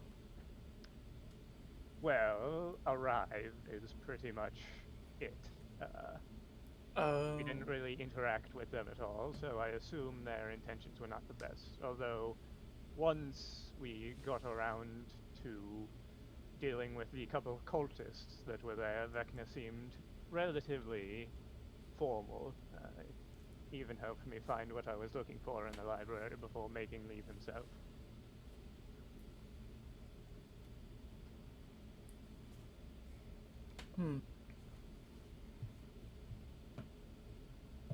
Did anyone else catch that Irsev is just Vecna's eye backwards?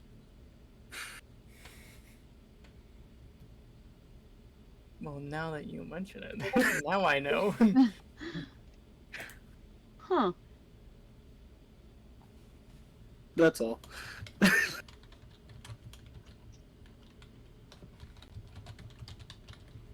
I guess they aren't very creative. Or at least Vecna isn't. I assume the Cyclops came up with that name. I would most likely guess that as well.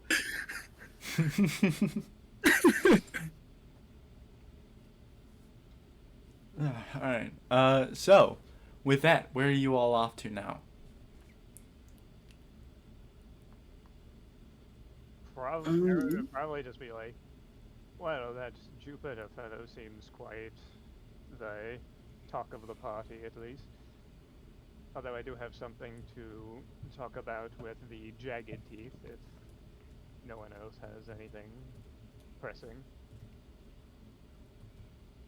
I'll join you. Yeah. I feel like everybody just knows about Sutton, so. Oh, about that, do you think it would be wise to inform Pluto of what we had just learned, or do you think that is something he would be best not knowing? Do we trust Pluto? Sure, I'm sure you'd be excited to know that, but I don't know what he'll do with that information. Maybe. You see, He may be instinctively mad at looking me. over to try to, like, while you're talking to Pluto, you try to find, like, a visual to look at Pluto, and you see that Pluto has just glided his way through the crowd and is just standing right in front of Jupiter, seeming to have an incoherent conversation amongst the crowd. Huh. And you see, like, I'll say people with advantage, with proficiency in insight can make an insight check. Yippee. not me. I don't have insight. I am not a wise Too, but bird. I don't know if I'll roll good. You're welcome.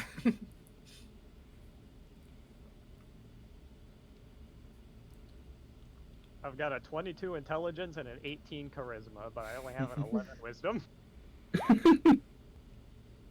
All right. See, that's where you went wrong. I went Even 8 with a charisma, 12, even 22 Kryn wisdom. with a 12 to insight, you can tell there is some uncomfortable air that just generates around Pluto and Jupiter. Pluto looks pissed that Jupiter is here, and Jupiter is just smiling down looking. You can now tell exactly why he decided to be 12 feet instead shrink from 12 to 15 to 12 feet.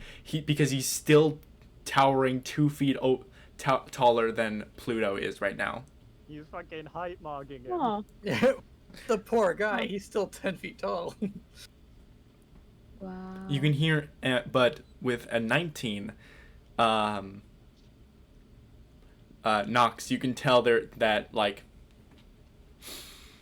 you could tell that Pluto is not only pissed that he's here. He's pissed because there's an air of surprise with Pluto's expression, because he didn't expect Jupiter to be here, and Jupiter looks as though he is well aware that he has caught Pluto off guard and then Pluto is, and he's almost amused that he's fucking with Pluto like this.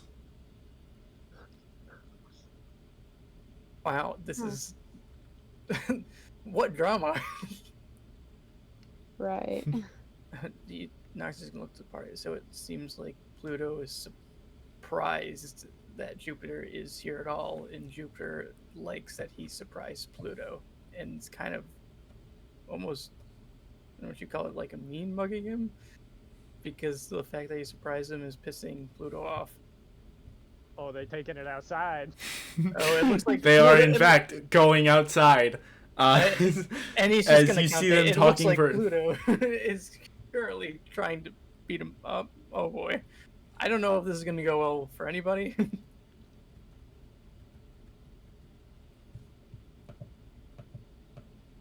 You see them take I'm- outside and they disappear. Well, I'm not. I kind of want to watch. Me too. I hate to be like a like a peeper, but I feel like I Well, want to look at in our defense, I feel like it has something to do with us. Yeah. It might actually be a good idea to see what's going on out there.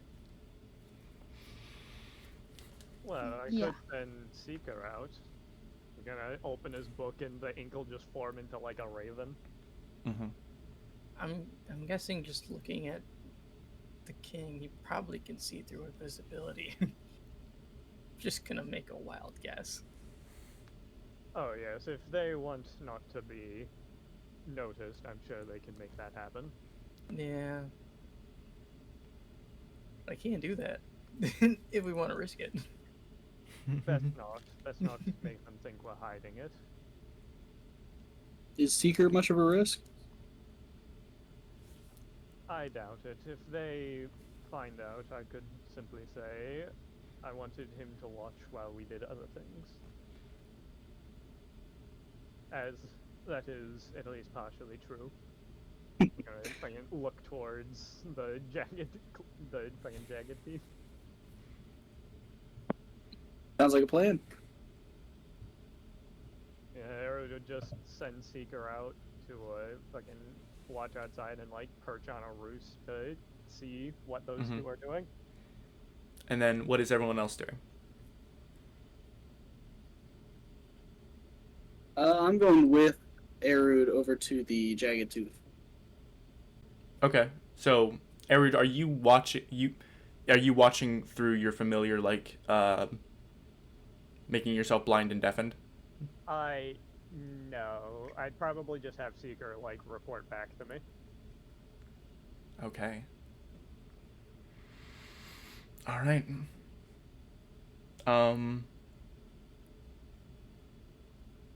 Hmm. Hold on. Yeah. What is everyone else doing? I think I might want to go just look at the fight. I want to see what's happening. Me too. That's fair. You guys can be subtle about it. I want to see the beef. Oh boy. Okay. Okay, so Aaron's. How does Aaron's familiar work? Because you said. Erud is and... sending out the bird, and then the bird is just using their telepathic bond to just tell Erud what is going on. Oh, so would I have like the same thing with my? Yes, you familiar? would have the same thing with your Trism. I kind of want to send her out just so I could watch the fight in real time. You'd definitely be able to. Yeah. Could I? It's just a bunch of fucking pets. It's just a fucking bunch of animals perched up on the ceiling, just like we should do. Like 3 other random familiars just there, like they also wanted to watch the beef. Well, maybe they shouldn't have been like 10. It's like Hades. It's like Pluto is fucking Cinderella, and all of his little animal companions are just. Well, they weren't exactly subtle. Okay. They were. So with that, I want to know the beef.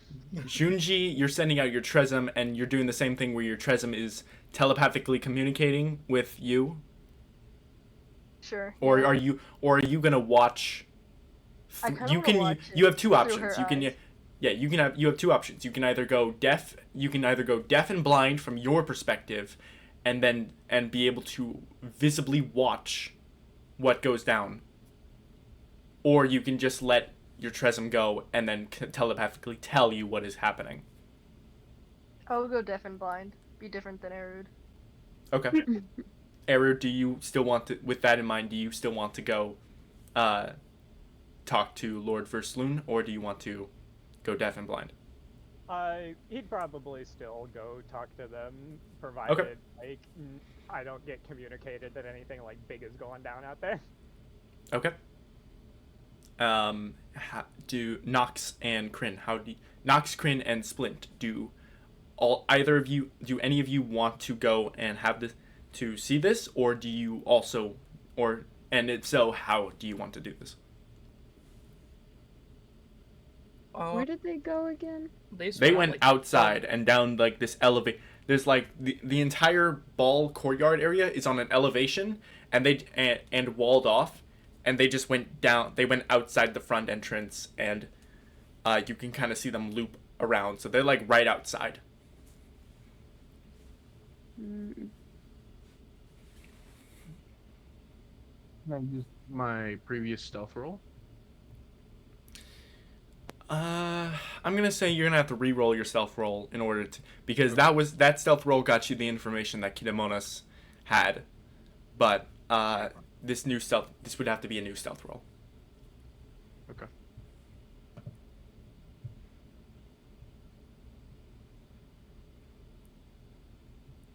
All right. Oh, you're sneaking up. You're sneaking. Oh God. Okay. Oh, So Kryn, you are just sneaking, trying to Kinda. sneak. And then so is Splint. Oh dear I'll Lord. use a. Do you have those your subclass gives you the ability to swap out your dice, right? Your dice not roll? It lets me re-roll basically. You can do that if you like. I think I can. Let me check when our last long rest was. Would you need to go blind and deaf if you were, or like, would you need to sneak up if you were going blind and deaf? You could probably like just sit in the party and see through your familiar if you were doing that. Unless you want to like be there.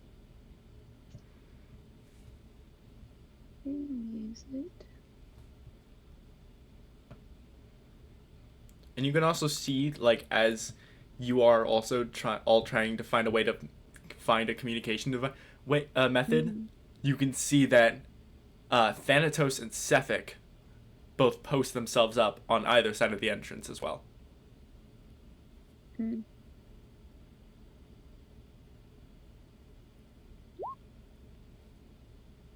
Okay, we'll definitely use that one. Oh, and I'll give myself guidance. So, Okay. oops. I would definitely roll guidance. Hold on. Because I'm gonna say right now. So, dirty 20. So what I like to do is for stealth rolls, I make the DC the passive perception of the person you are trying to sneak up on. Mm-hmm. When I tell you that you just barely failed, that means they had a passive perception of 20. Well, So, Of what? of 20. Damn. Like, you met their passive perception, which means they just barely saw you. Oh. Split that means they also saw you. As you both try to, how exactly do you attempt to approach this sneak? Like,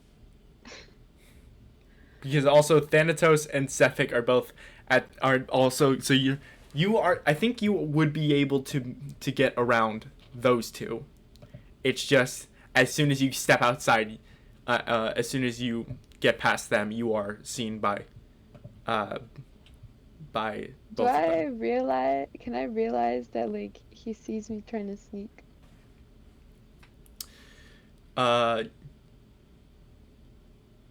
You are able to see, you are able to tell. You kind of see that like you are able to tell with your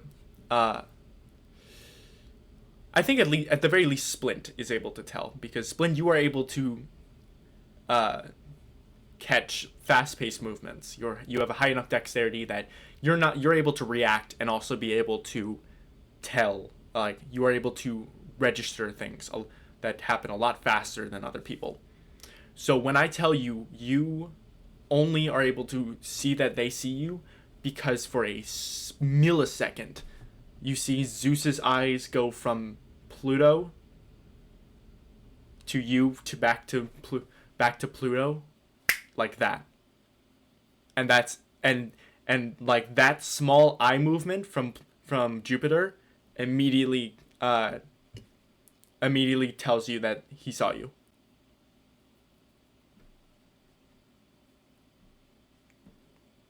So Splint, you are aware that they know you are there. Yeah. And I am not. You're kind of worried. You're not really sure. You weren't able to pick up that kind of you weren't able to pick up that kind of eye movement from Jupiter. So you're kind of anxiously worried, you're kind of anxiously worried whether or not you were spotted or not.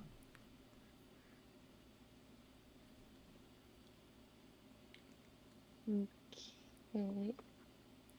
They have a passive perception of 20? Mm-hmm. Damn.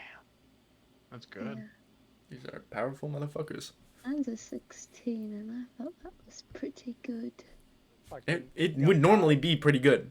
You got past Thanatos and Sephic. You just didn't get past Jupiter and technically also Pluto, but you are 180 degrees around behind Pluto's vision. So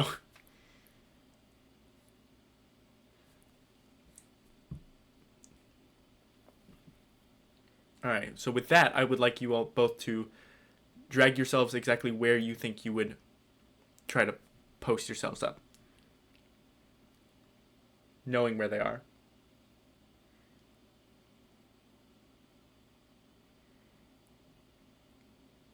I have to find where we are.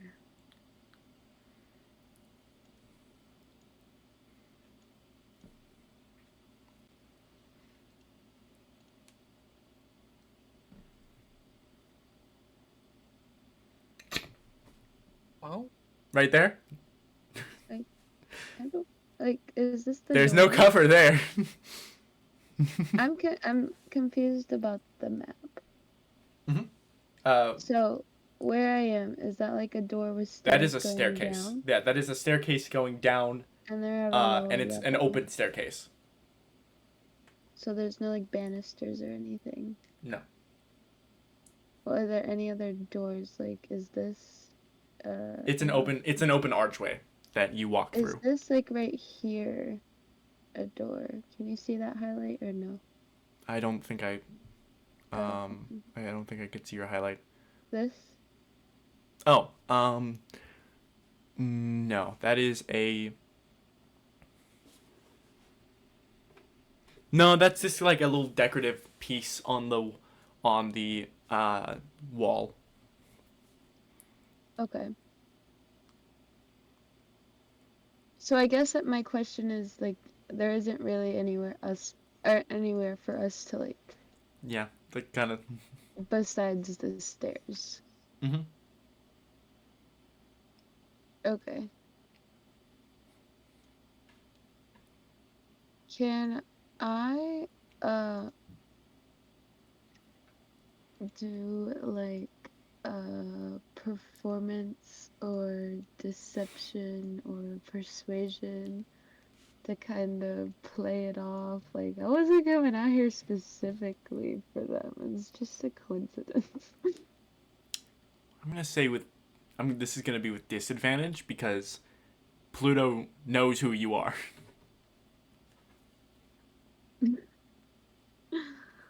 That has nothing to do with it. No, I'm just kidding. No, it just happened to be the one person Yeah. that Which- knows who Pluto is. That's just Uh-huh. that's coming out to do. Which one do you want me to do? Whichever one you think would work best in this situation.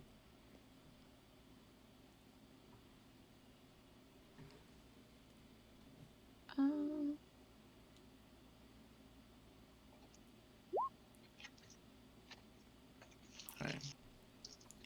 On a 13, Well, how do can I you use attempt to my- play it off?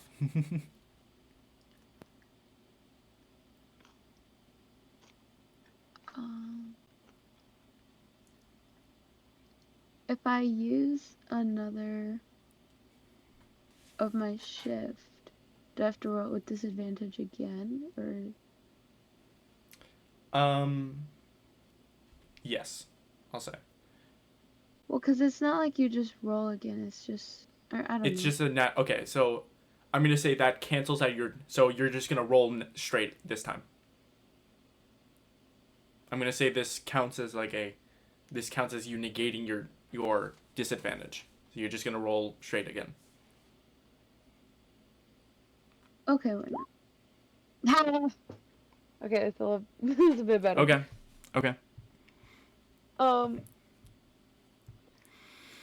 I So think it's instead of a from, monster, like- instead of as you like make your approach and try to play it off as you not trying to snoop in, with a 19 to performance, you can tell that he believe that one you come to realize that both Pluto and Jupiter seem to see you. I really hope Control Flame was not towards. Oh. That was by accident. Burn Oh. that. Are you trying to? Excellent. Not Versland, not Lord Versland. But on a 19% to performance, he is convinced enough that you just came out for your own personal benefit. So instead of a monstrous leave in your head, you just hear a Kryn, please go back inside. Oh, hey. In the back of your head. I didn't mean to interrupt. Is this like a message where I can? This is a message where you can Respond. communicate back. Yeah, it's like a standard cantrip.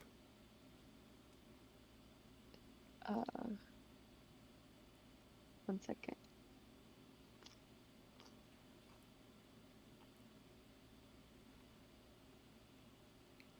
And take your gnome with you. Okay. We're not gonna comment on that rude phrasing, but It's a little counteractive, given that you are trying to intrude on a conversation that we clearly wanted to be private. I was not trying to. I came out here looking for my friend. Please go back inside. Okie dokie. And then Splint in the back of your head, he says, you hear Pluto go, you two, inside. I try to grab my gun. There's no gun. Okay. But there is no gun. That Oh, would no. not- Defeated as I walk back Just inside. your hammer of bullets. Yeah, Splint would die instantly. He sees you like try to flinch and like try to reach for something, so he just goes inside in the back of your head. It just rings through your brain. Can I be like by the arch and try to listen still?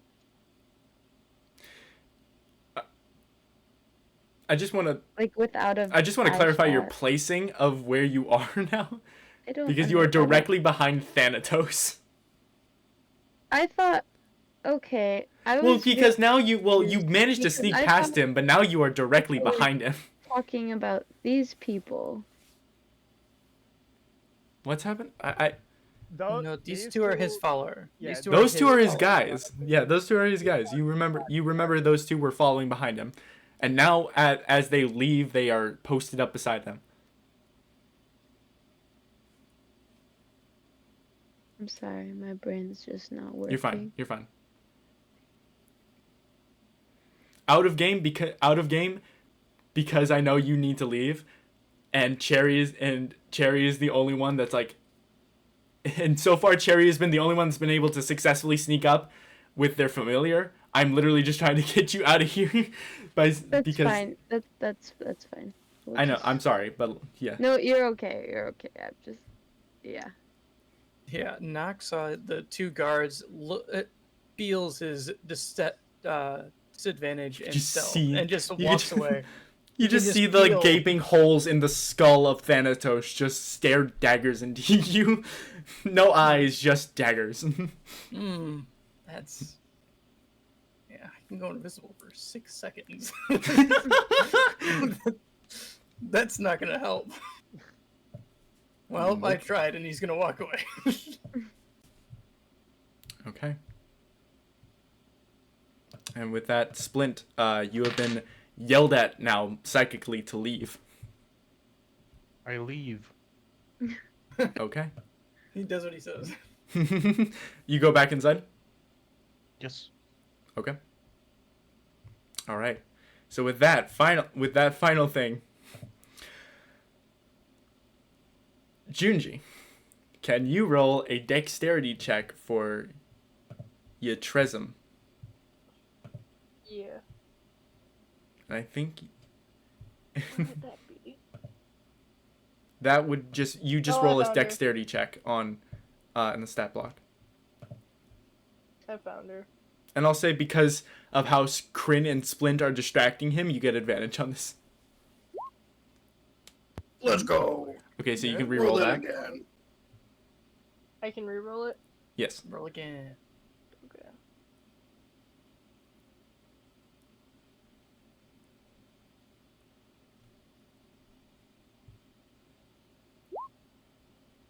Wow. All right. All right. Not enough. It's better. That's okay. All right. Now, Who says it's your fortress? Like, I don't know. yeah, I'm gonna say okay. So Hey guys, this is just some random cat that I found. I Yeah. don't know anything with it. Pluto hasn't interacted with you, and let alone seen your Tresem, let alone know that you can even cast the Tresem. So I don't even think he's gonna do anything about that. And neither is Jupiter. So I think you are good, honestly. Yeah. Hell yeah. Let's fucking go. So with that, Cat look like a cat. So with that, that is going to be the end of the session for everybody but Cherry. Oh, Thank you come all on. for What? coming. Thank you No, all for there's coming out. secrets. I would like you There's to politely secrets. What leave. does that mean? There's secrets. There's secrets going on. Wow. What the fuck? Not the Am I gate. gonna have a Fuck. one-on-one with the Iris? As you are the only one that is actively looking in on this conversation at this moment. I've been cursed with disadvantage on stealth. Would Seeker be able to make it out there and at least listen? Seeker would be able to as well, but Seeker is still talking to you. Yeah. It's like it's also still a raven, so it has the mental capacity of a raven. Ravens are smart as fuck. Like, Yeah, ravens are smart. Are smart, I'm sure, but he's still gonna give you the most vague of like how of reports as to. So unless you actively want to, knowing this, I'll let you decide whether or not you want to stay. You want to, but just so you know, if you decide to let Seeker try to relay, it's gonna be very vague, and you're mostly going to have to rely on Junji to give you the specifics.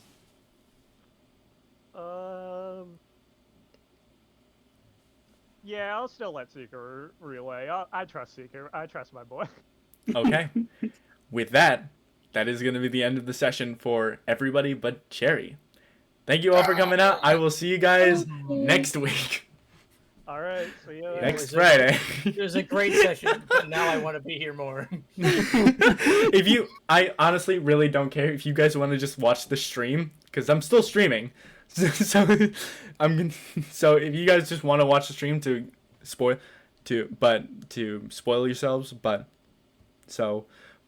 I will leave that up to you. But All right. for those that need to head out, for those that aren't Cherry, I will see you guys next week. See ya. See ya. Bye. Can't wait to Bye-bye. hear all about it. All right. You regretting your decision? No, no. I'm finally actually. You're finally doing something. useful. Yeah. No, 'cause I felt so apologize it awkward. took so long, but yeah. Demetrius like, All I'm right. gonna get on. Shit. Listen, I had All it right. right there. All right. There is your boy. Let me Where? make him small enough. He's actually there. He's just watching, perched up on the wall. As you Wait, can. there's more. Have you been zoomed in this entire time to the top left corner? I've been zoomed in on my character. I didn't know we had a view of the outside. God. Okay. All right. But yeah, so you watch blind and deafened from your own perspective, but highly vigilant from your own Tresem as you watch, as you kind of are able to perch up just in time to see Pluto. You can see Kryn and Splint both trying to sneak in on the conversation, but you can almost tell that something is going on that forces them to kind of back away.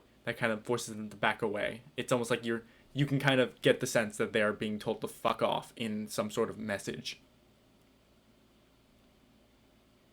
And as Pluto is doing so, still remaining eye contact on Jupiter, Jupiter is looking around at the individuals that he can hear just moving about, and he says, "You seem to have quite the audience. Interest in something, I'm not sure. Would you care to indulge, dear brother, why you wish to have a conversation?" Pluto just goes, "You know exactly why I want to have a conversation. And don't you ever call me Pluto. I am as much Pluto as you are Jupiter, brother." Jupiter goes, "I'm not sure exactly what that entails. Would you care to indulge?" "Shut the fuck up. What are you doing here?" "I've come to see my opponent. I've come to see who challenges me for this Trojan. Well, as you can see, there's quite a number. I'm sure, even with Charybdis, even with Scylla, I have a decent amount of faith in this Gilgamesh assembly.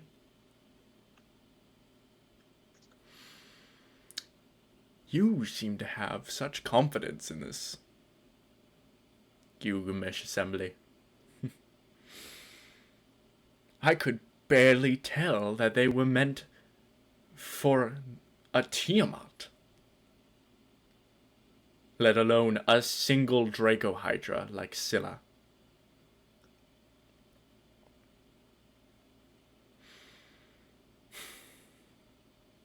Nevertheless, I will prove a point with this conflict tomorrow morning. And once I am done, there will be nothing left in my wake. Go on inside and tell them exactly who I am, what I am here for. It doesn't matter anymore. It doesn't matter. What will they do? I will simply leave and return with everything. With everyone that I have brought, with all that I have rallied. Hell, I care so little for the outcome of this conflict that I might even just pull people from some old friends of ours. Wouldn't you like to see a whole family reunion? I'm sure Atlas would love to stretch their limbs, seeing as they've been cooped up in a mountain for the last several millennia. Pluto goes, you wouldn't stretch so far. You think so highly of yourself that you think you would be able to just wipe every single person off of this planet, off of Celos and this empire. Do you even think you will be successful in finding the Trojans? No. I know there's no Trojans in Uruk. I know there's nothing here for me that will benefit me, unless it is crumbling in the ground. I've known, and I know exactly what sort of goose chase everybody has been put on. I know of your tricks. I know what you set up. I know of your little band of your entourage of liars and traitors have done. And I simply do not care. You gave me the perfect opportunity to lay waste to everything, to all of my enemies. And nothing will stand in my way that I am not willing to crush into the ground. Because you gave me the one thing I've never had for the last 40 years of this conflict. And that is a reason to crush them into the ground.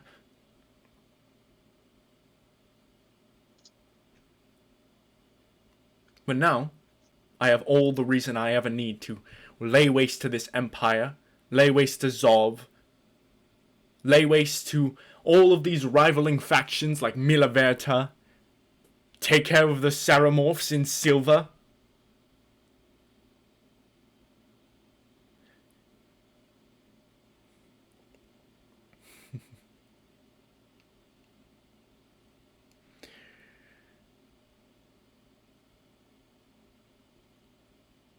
And I will not be opposed.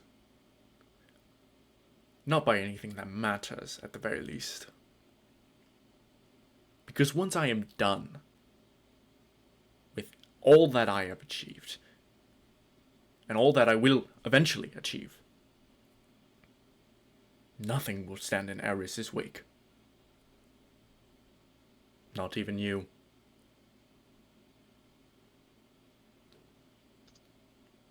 Pluto, during that bit, you can immediately tell that there was an air of surprise. Especially when when Jupiter was talking about everything that he knew.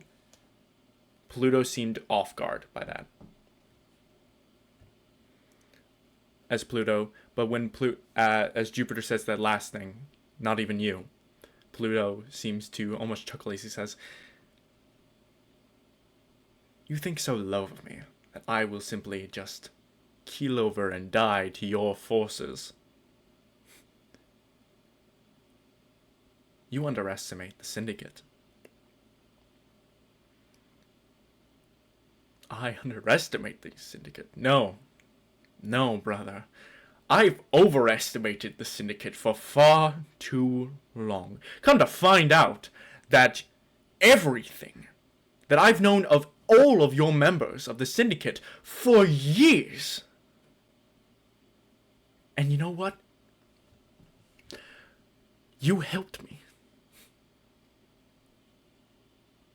See, one of the lovely traits of being a demon warlock of Eris is that all of her minions, all of the demons, have a hive mind.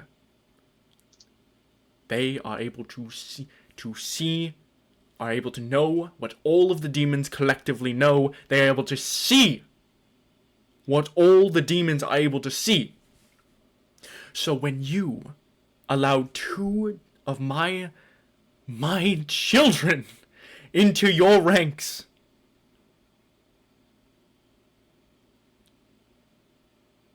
you just let me see everything that I was so overestimating. And let me see all of it for far too long.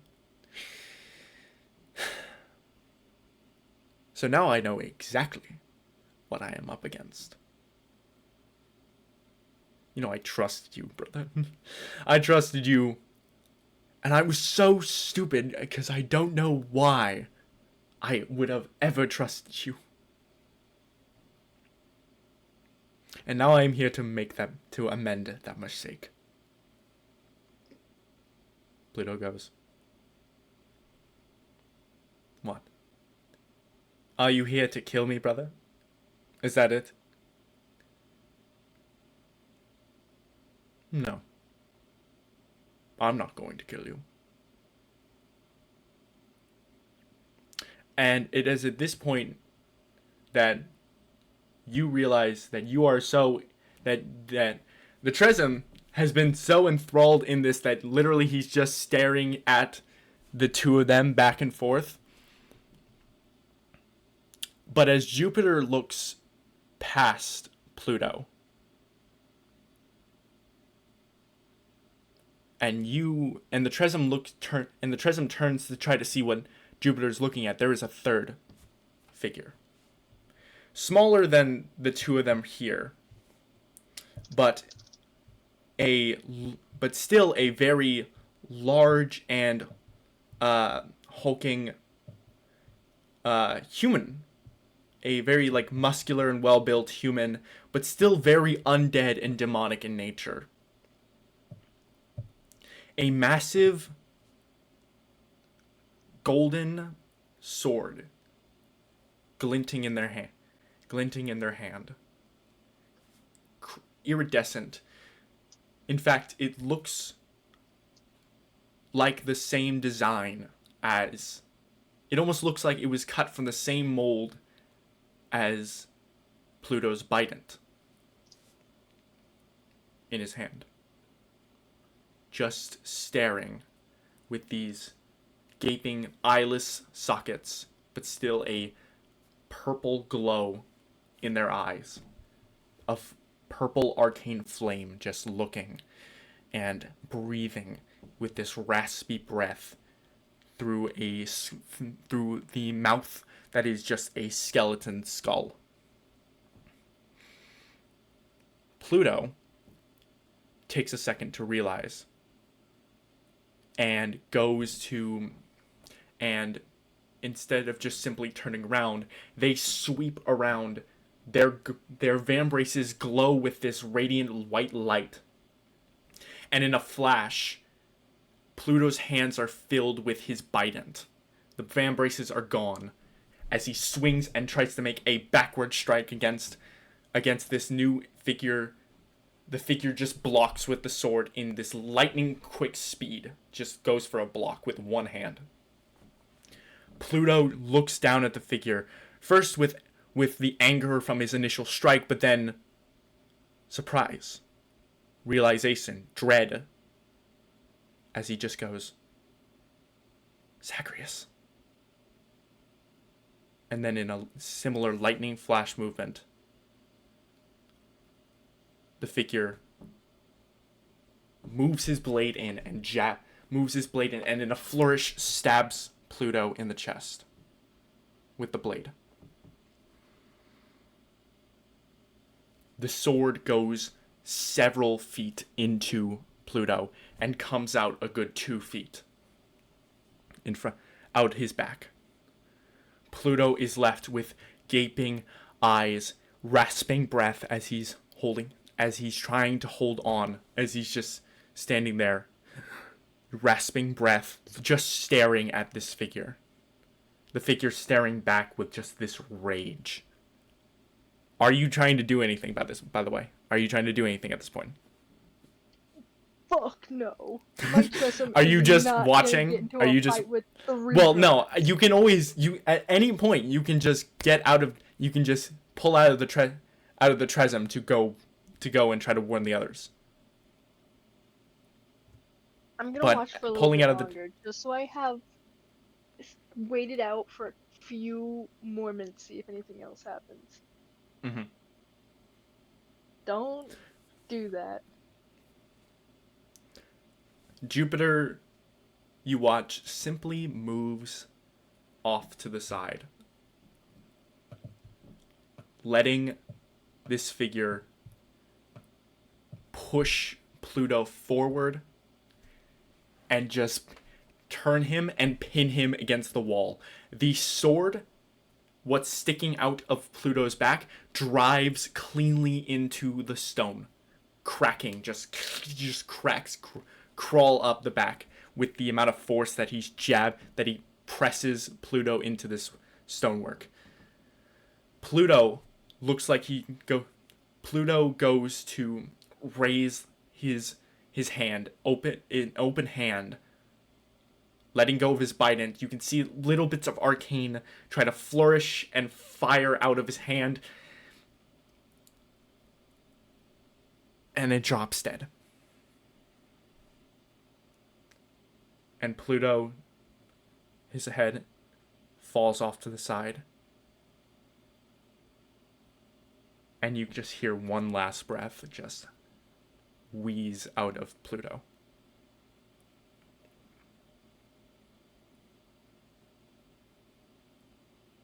Okay, now my Tressum is gonna go out of there. I'm gonna pull out of my Tressum, and then I'm gonna go relay this to the whole gang. Okay. What would happen to my Tressum after I pull out? The Tresem is still going to be there. You can Okay. it's still going to be there. You just it's now able to to act independently, and also but you're still able to command it to do stuff. Just as you pull out of your vision of from the Tresem, you see the figure rip the sword out of Pluto. The body falls off to the side, and Jupiter is just looking down with a smile. And in a split second before you pull out, Jupiter looks directly into your eyes through the Tresem. And then you pull out. And that's where we're going to end the session. My baby girl! My baby girl! Why would you do this? Well, I won't even have to bother with that. He was looking at you with a smile. That's I'll let you scary. roll an insight check. Okay. Through You. Junji's character sheet or Junji. Because this is not your Tresem trying to figure out what's going on. This is still you trying to figure out what's going on. Alright.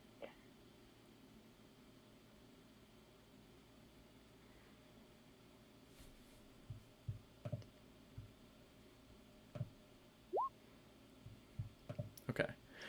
Yeah. All right. All right. It's terrifying as fuck, and you're worried about your Trism. That's about as much as you get.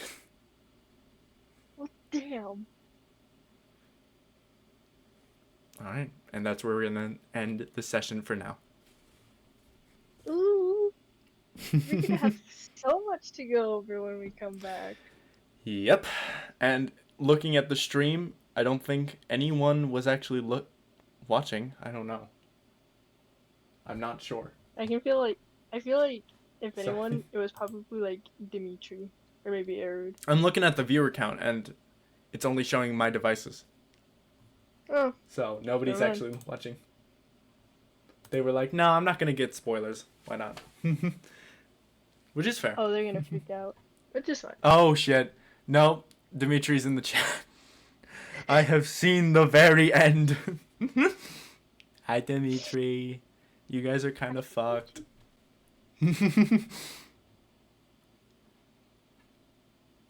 All right. So, that is going to be the end of the session for tonight. Thank you for staying a little longer. I just wanted to get... but, yeah. So with that, we are good to go. I'm going to head off after I end the stream here. And I will see you next Friday. I'll see you next Friday, Pookie. See ya. Bye-bye. Bye-bye.